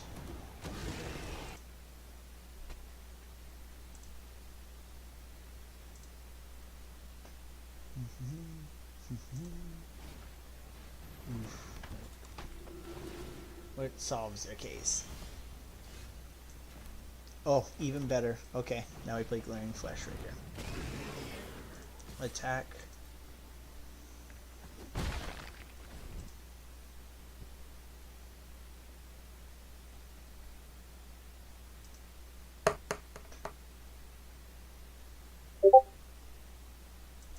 Okay.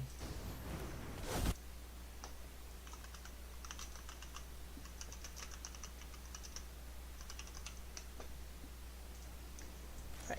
Boom. I think we go. Yep. Well, we have to go with it that heralds because.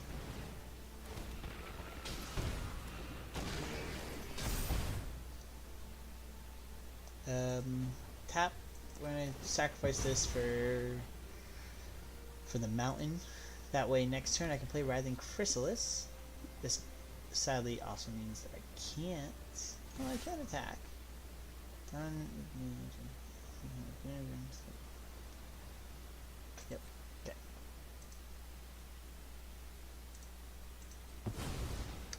I misclicked and I did not mean to do that. Oh, I should have at least activated Vascular Boot Skills ability, but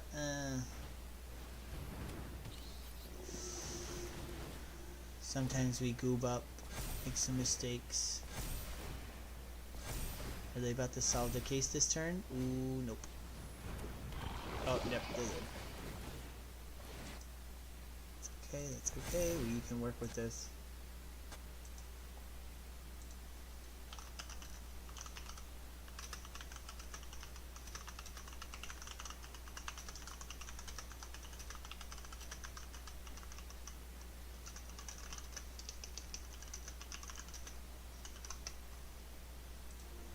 Alright,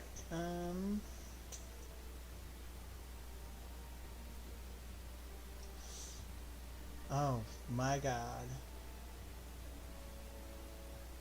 As long as you've lost life this turn, Essence Chiller has a flying and reversal on some of it.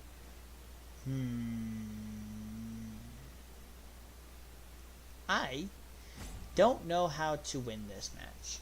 I'll be fully honest. My brain is gonna go into overdrive here, thinking, contemplating.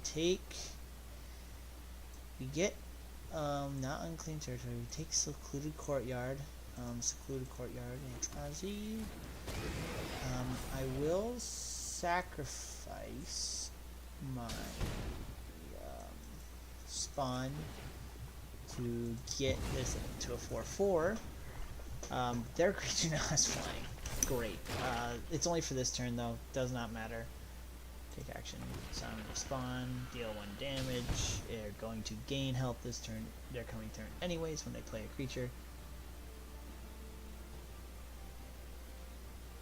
But for now, we just end our turn. Get a well, it's not 11 to the face thing in this. Whenever you gain, like, put a +1/+1 counter on Giant's Primate. Gross.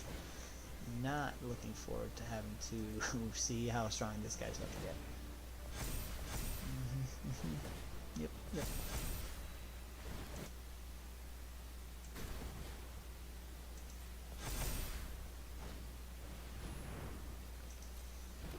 Ugh. Keep you lose 1 life and create 1. Okay. And,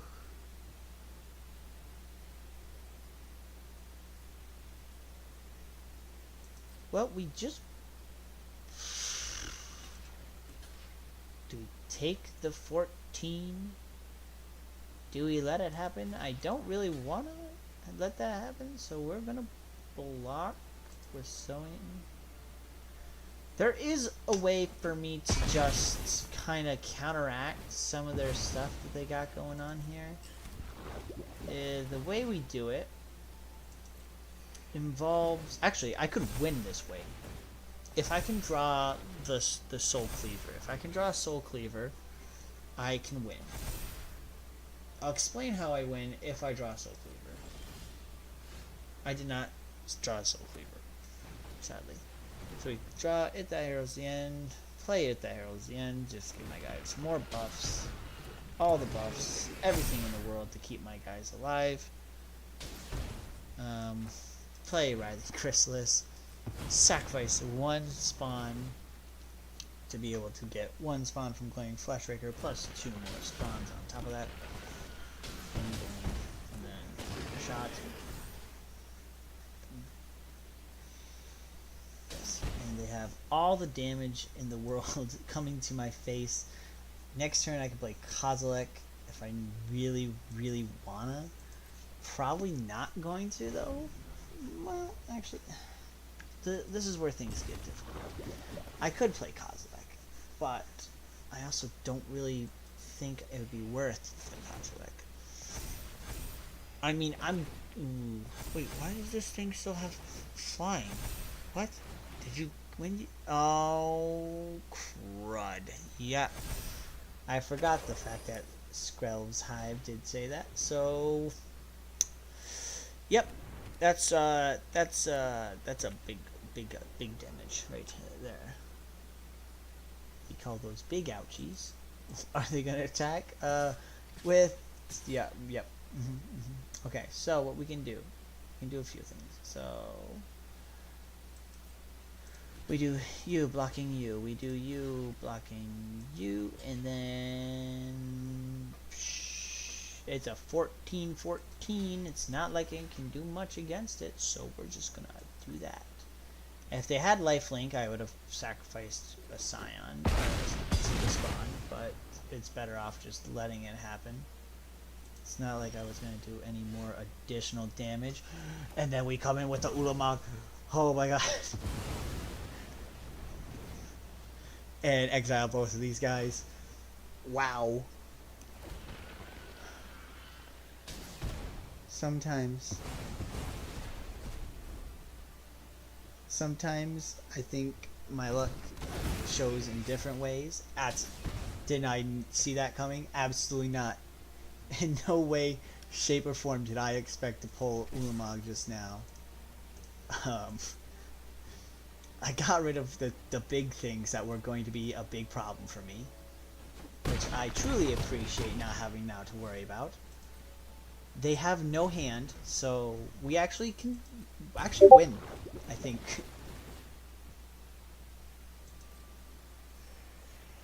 They're going to keep gaining life, of course. They can play one thing. It's a land. Alright. We tell them good game.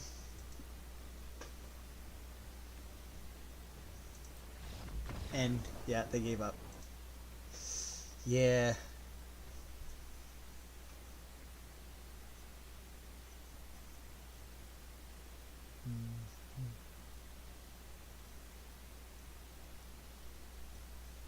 Okay. Time to get back to our race to Mythic.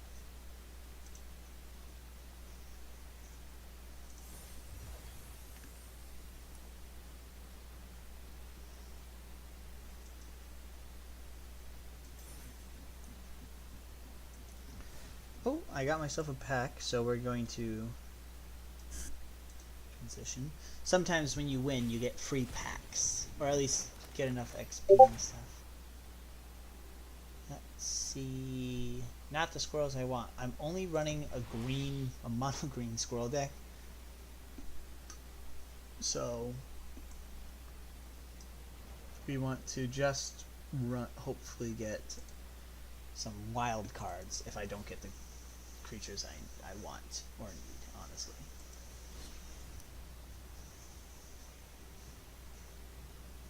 But okay, that's it.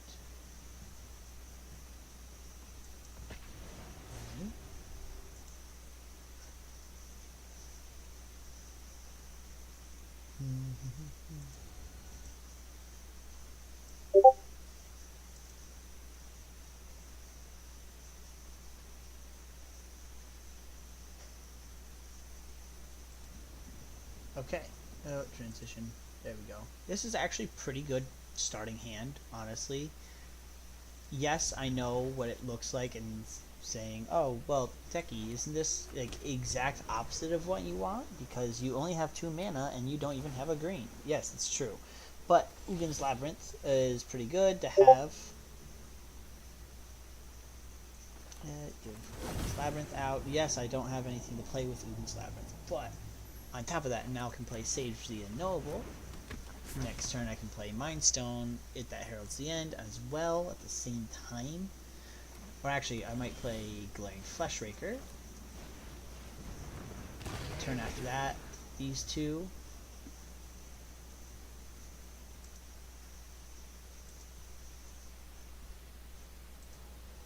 Alright, so we play Mind Stone.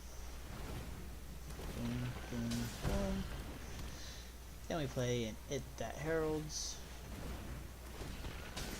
I could get my second It That Heralds out, but then I kind of lose mana, so there's kind of no point. I don't trust the fact that they have cards, both cards and untapped mana, so I'm not going to attack.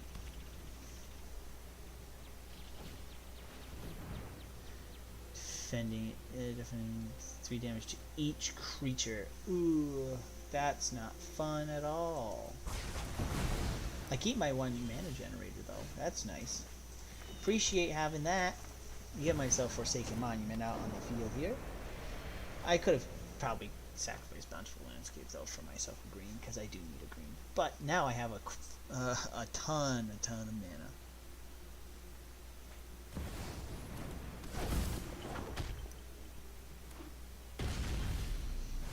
Okay, still no, not drawing the forest that I need. Awesome, so helpful. Okay, go play It That Heralds. Give myself 2 health. And next, no attacks. Enter.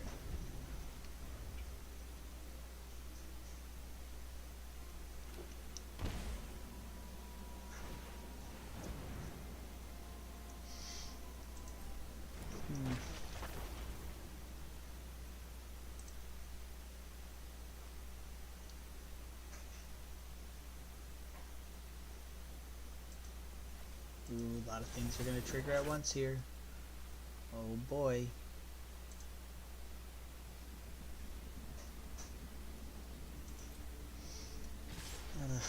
Okay, so.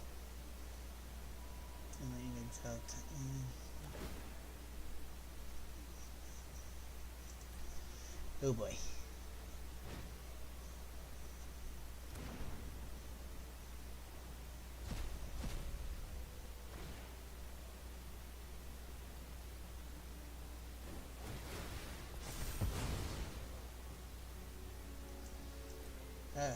Ouch. We're going to take some damage. It's going to hurt a lot, but it's okay. Because now I can play creatures. It's creatures especially that I need to willingly sacrifice. So we're going to play... I'm going to actually play Path. The reason why I'm playing Path of Annihilation is because Path of Annihilation will give me Scions, as well as allow me to tap just these guys to be able to put out Purposer, which is now a 6/6 because of Forsaken Monument and It That Heralds the End. Prowess is going to trigger, blah blah blah, making some super big creatures. I'm now handless though, so everything I play is what we call top decking. Exile our artifacts and enchantments. Ah, amazing. We lose it all. Well, that stinks.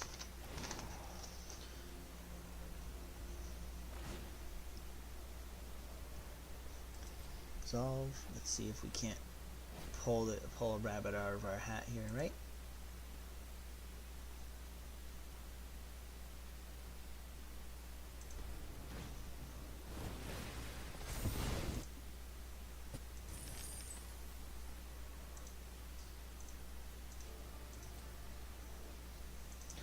We're gonna block the 8/9. Why? Because I get another Scion out of it. Now that's just mean.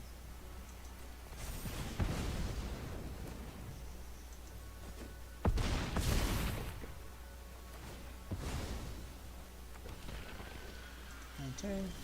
Hey, we got a forest. Ah, exactly what we want. The good news is they've also been casting spells willy-nilly, so they're almost out of cards too. And now they're going to deal 4 damage to me directly. Yep, ouch. If that player doesn't, you draw. Oh, I'll take the 3. Or 4 damage, yeah. I'd rather them not draw cards. That's... Oh, cool. They get to cast the spell again. We'll take the 4 damage because I'd rather not give them the opportunity. Cast the last spell they have. Solve all. If they give it to him, yep, okay, so they win. Either way, because what's going to happen is, the only, oh wow, yep, brutal.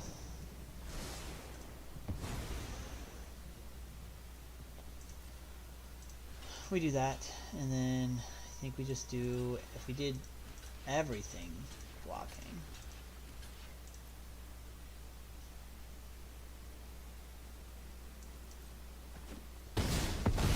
we get 1 health. Or 2 health. Cool. Can't play anything. That's game. End turn. Good game. We'll let them finish us off. There's nothing we can do about it.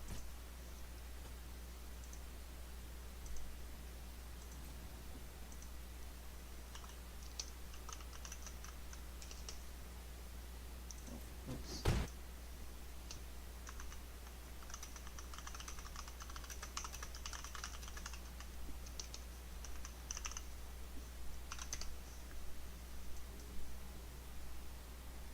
Alrighty. Transition back here. Alright. How long has the stream been going? Almost 2 hours. Ooh, look at us go.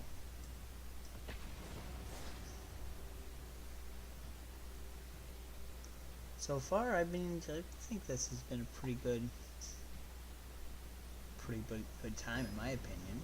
I haven't found any issues with it.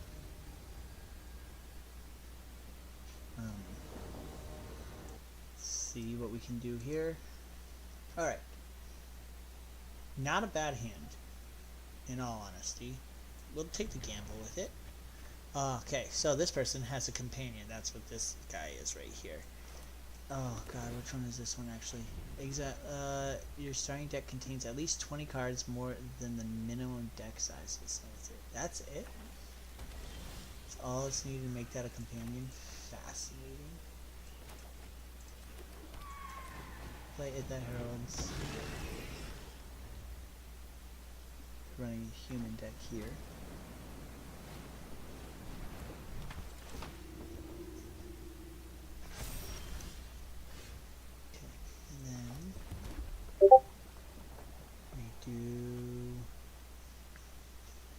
I think I'll hold off on playing Waterscape.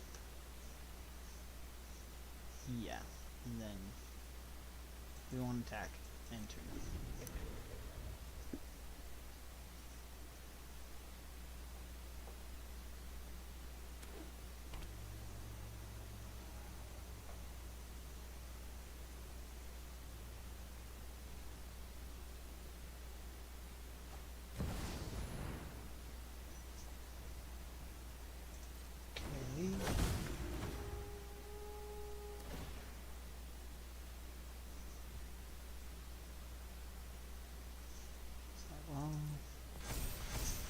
Alright, how do we do this here? Let's see. They could always play Yorion whenever, I think.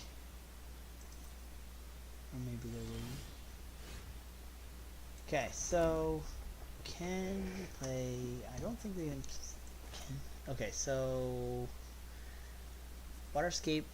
If we play Waterscape, what we can do is we can get rid of... It won't get rid of, it will just return a creature to their hand. Comes at any attempt to put some kind on target creature control. I think I hold off. I play What's more beneficial to us? To have multiple of. I think Path of Annihilation first. We do Path of Annihilation into Echoes of Eternity. No attacks. End turn. Because we play Echoes of Eternity, and then after Echoes of Eternity, we can just start kind of steamrolling with everything, unless, of course, they destroy target enchantment.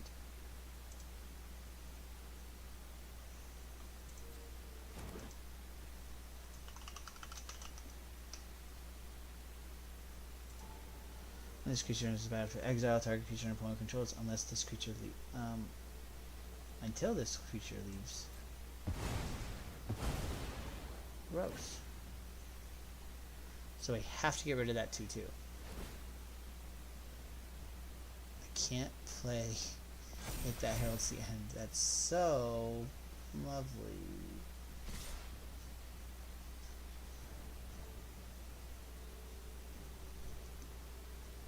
Did they do it twice? Why is that?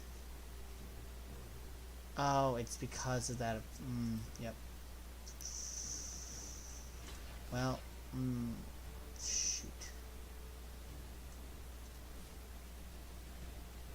We'll take the damage. I'll let it happen.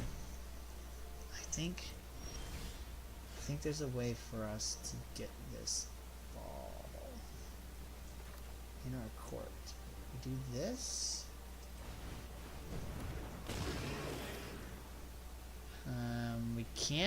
We can't kick and do that, because I wouldn't get rid of Delny.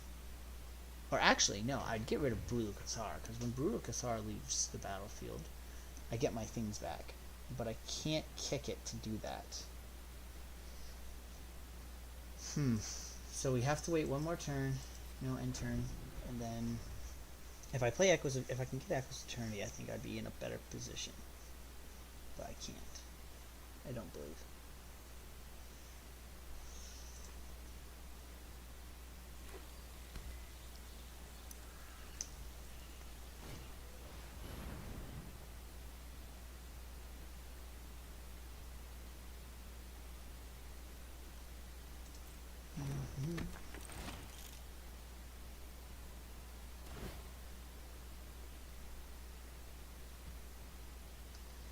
Oh boy. Hey, at least they destroy it now. If they destroy it now, that means that I can still, I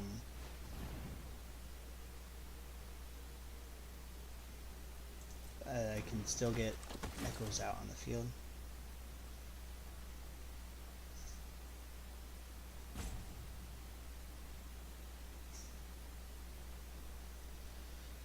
Solve all. Let's see here.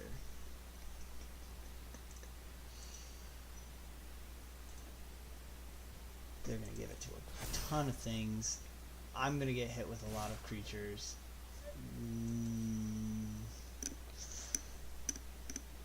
Crud. I think I have to do that. Now you take the damage from all these lovely folk. And then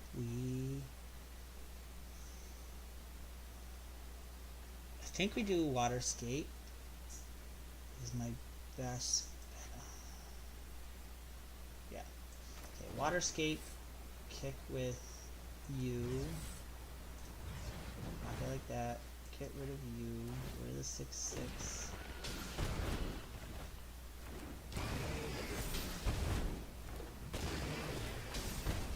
Okay, next. No attacks. End turn. Oh, I think that's gonna be game. Oh, wait, because now it comes back on the field. If they want it to. But yeah, good game. Oh boy.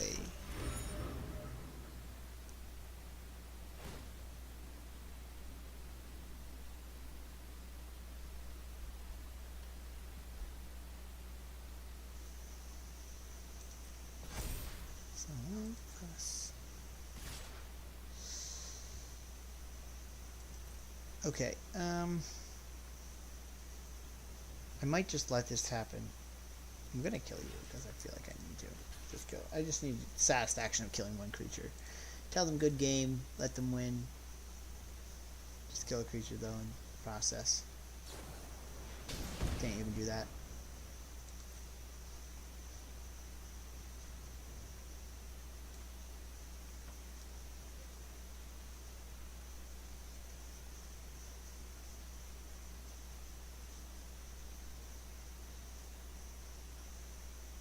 Solve all. Oh boy, that was a wow. Ow. Damage all the way. Alright.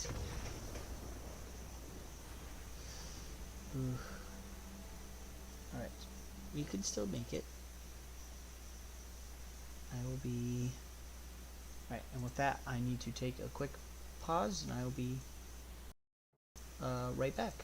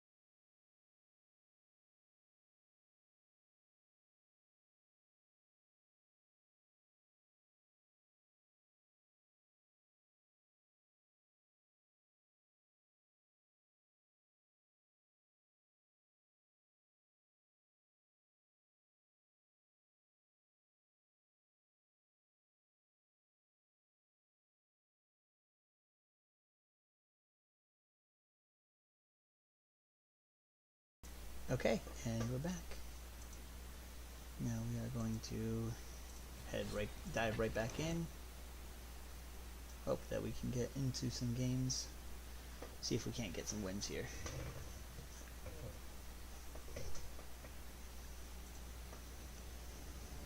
And here we go. Alright, this is the worst hand I could absolutely have. I have one land. No, we do not keep that. We keep this. We get rid of Unfathomable. And we work with what we got. Yep. Cool. That's going to be a great start. Probably start with It That Heralds. We can't play Snapping Void Crowd because I don't have both a blue and a green. Never mind. Okay. Now I do.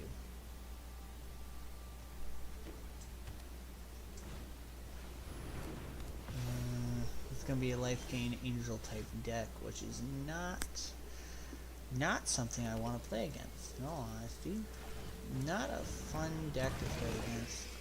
Everything and everyone will know that this is going to be a rough one. All angels all the time. Give everything +1/+1s. Yep. As long as it's draw +2/+2. attacks too, so it's all about gaining life and just having things come out onto the field. The good news is I can get Ulamog out in a few turns, which will absolutely decimate their stuff.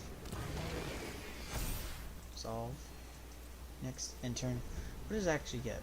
I have 1, 2, 3, 4, 5, 6, 7, 8 mana right there with Ulamog. I can't kill Eldrazi Purposer, sadly. If I could, I would.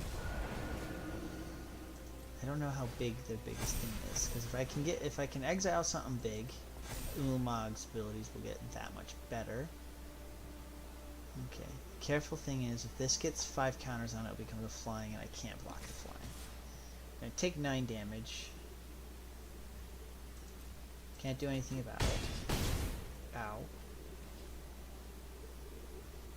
Can I get Ulamog out this turn? I can play Echoes, then I can confirm Ulamog soon. If I play you, that gives me 2.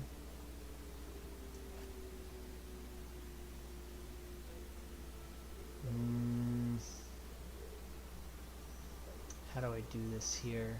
This is where things are going to get very iffy for me.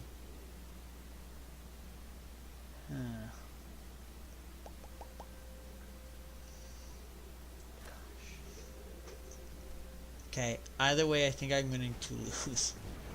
Sadly. Yeah. They gain life. Continuously. Keep getting the life. Yeah. We just pay. We're gonna tell them good game because they're about to deal so much damage to me this turn. Because they have, they have 14 minimum, way more than 14.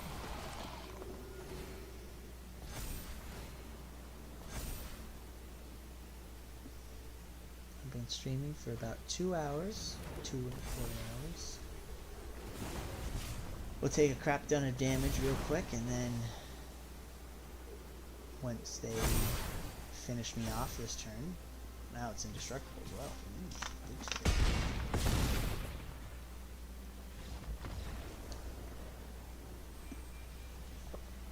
Alright. We are starting from tier 1 blank slate. To get onto, I just need 3 wins. That's all we need, right? Simple if we're lucky. Though right now it's currently 10:15 my time, which means that it's going to be a lot of different coasted people, different time zones are finally waking up or finally getting out of work and going to be playing.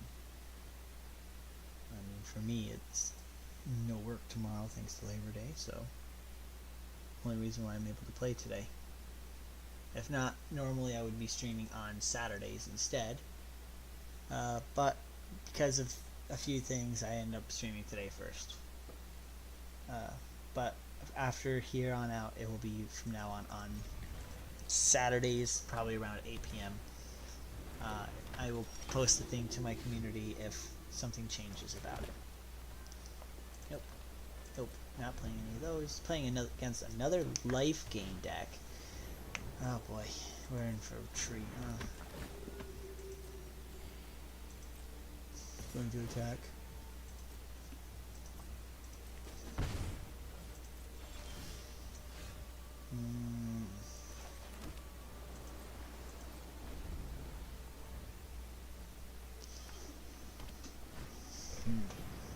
This is not okay for us at all.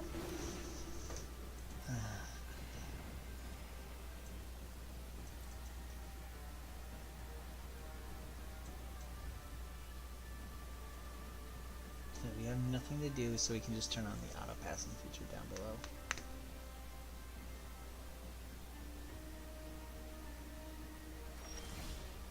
Okay, they didn't play anything.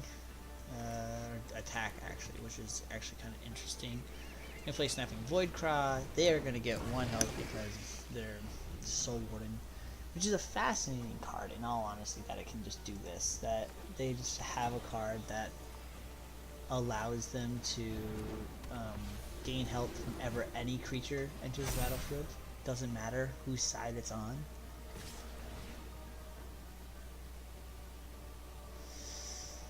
Gross. Okay. Well. This ain't good at all for us.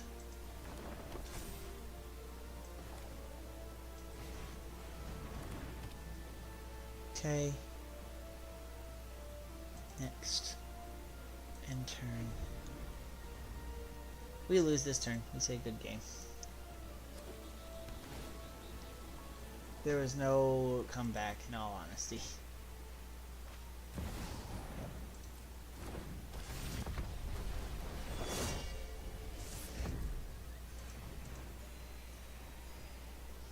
We just pray that they give us a quick and swift finisher.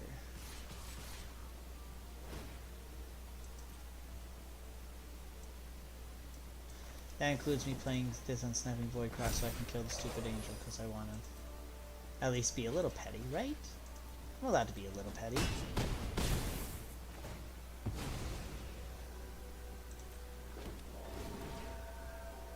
They gain health.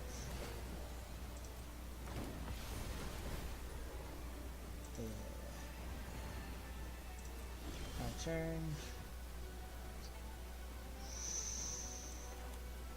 Path of Annihilation. Abilities. They gain 2 life. What's new there?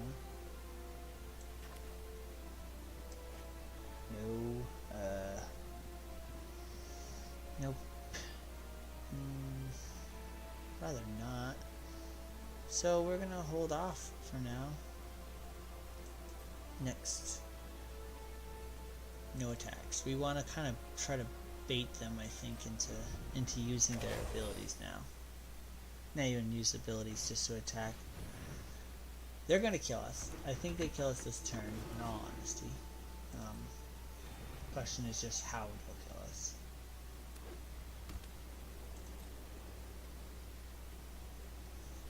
I do have one more Gift of the Viper, which I will use. So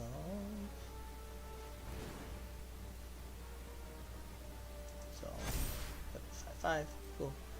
Alright, so wow, I completely flubbed that up and forgot to use Gift of the Viper. So instead we're just gonna say good game, let them finish, let them kill us, and then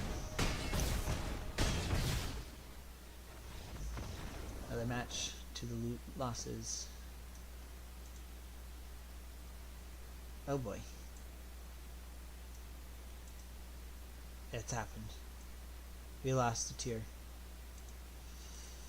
We're gonna be in for a rough one now.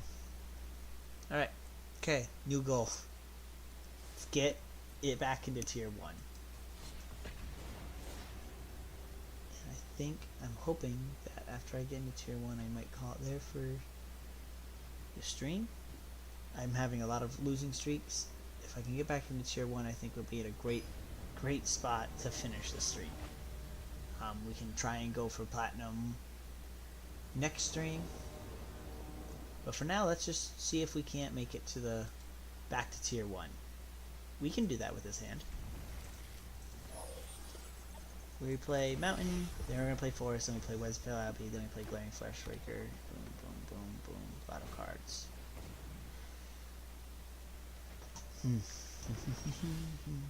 Ooh, we're off to a dandy start, in all honesty. Giving myself a basking in scale. Glaring Fleshraker, then Roaming Throne. Yep.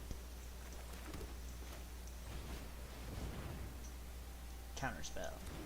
Nope.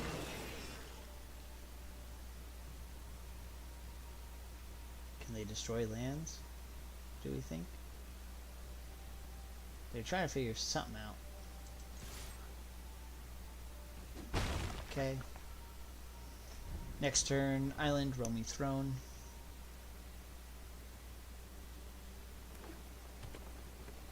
This might actually become a very... This might actually be my win right here. I want to finish off on a good note, so we might call it here for the night if I win. If, big if, I win. Don't know if that's going to happen. No draws. Triggers twice. Next. No attacks. End turn. And search your library for basic land until you can't attack or block unless you control 7 or more lands. Okay, cool. So that's a useless creature for like another 2 turns, unless they have cards that allows them to get multiple lands onto the battlefield. Like that.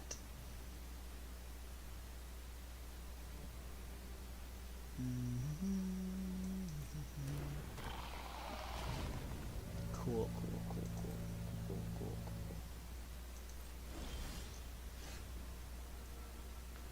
Alright, deactivate. Take action.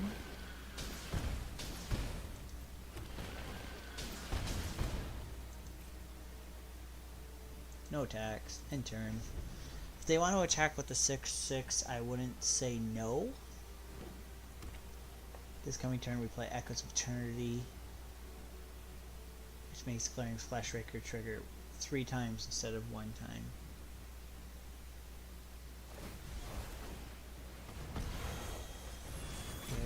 Okay, cool. So they're gonna, yep.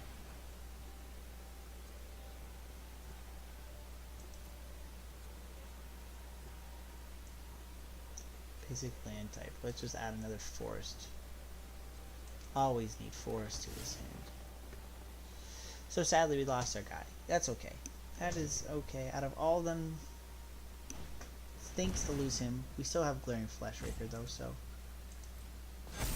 we can take it.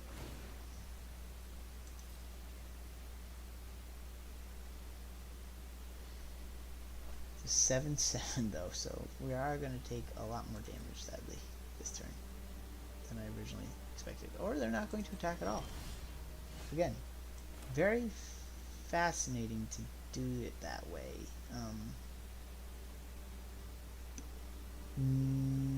How do I want to do this? If we keep a forest and a mountain, it's 1, 2, 3, 4. Okay, you. Yeah. Then I don't think we can trigger either of you. But honestly, I mean, I can take the gamble. Do 1, 2, 3. Tap you. Tap you. Tap you. Echoes of Eternity. Triggers only once. Sadly. But that's okay. No attacks. End turn. We'll take a lot of damage to the face real quick. But if we can make it to, if they don't kill Glaring Flashraker, and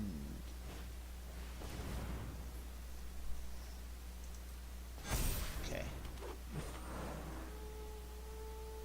they didn't have a land to play. Way of getting mana. Okay, cool. They can do 9 damage this turn. That's it. We win. They still have to kill Glaring Flashraker. They have 1 mana left. Oh, they're going to attack. Or not attack. What are they going to do? If you instead control 4 more creatures, oh, cool. Alright. Good game. We win. We play Writhing Chrysalis.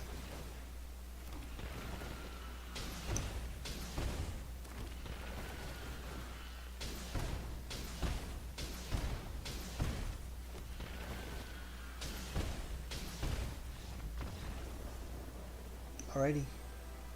I have been streaming for about almost 2.5 hours. in 2.5 hours, we went from tier 3 to tier 1. I was gonna make it to platinum, but I think this might be a good place to end it for today. It was, I enjoyed this stream.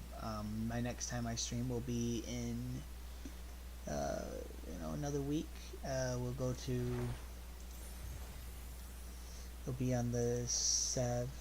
No, the 8th. The 7th will be the next time I stream, 8 p.m. Eastern time. Right back here. For those interested, feel free to stop by, rewatch the VOD if you're someone who missed the whole thing. But yeah, it was fun doing this, guys. See you in the next one.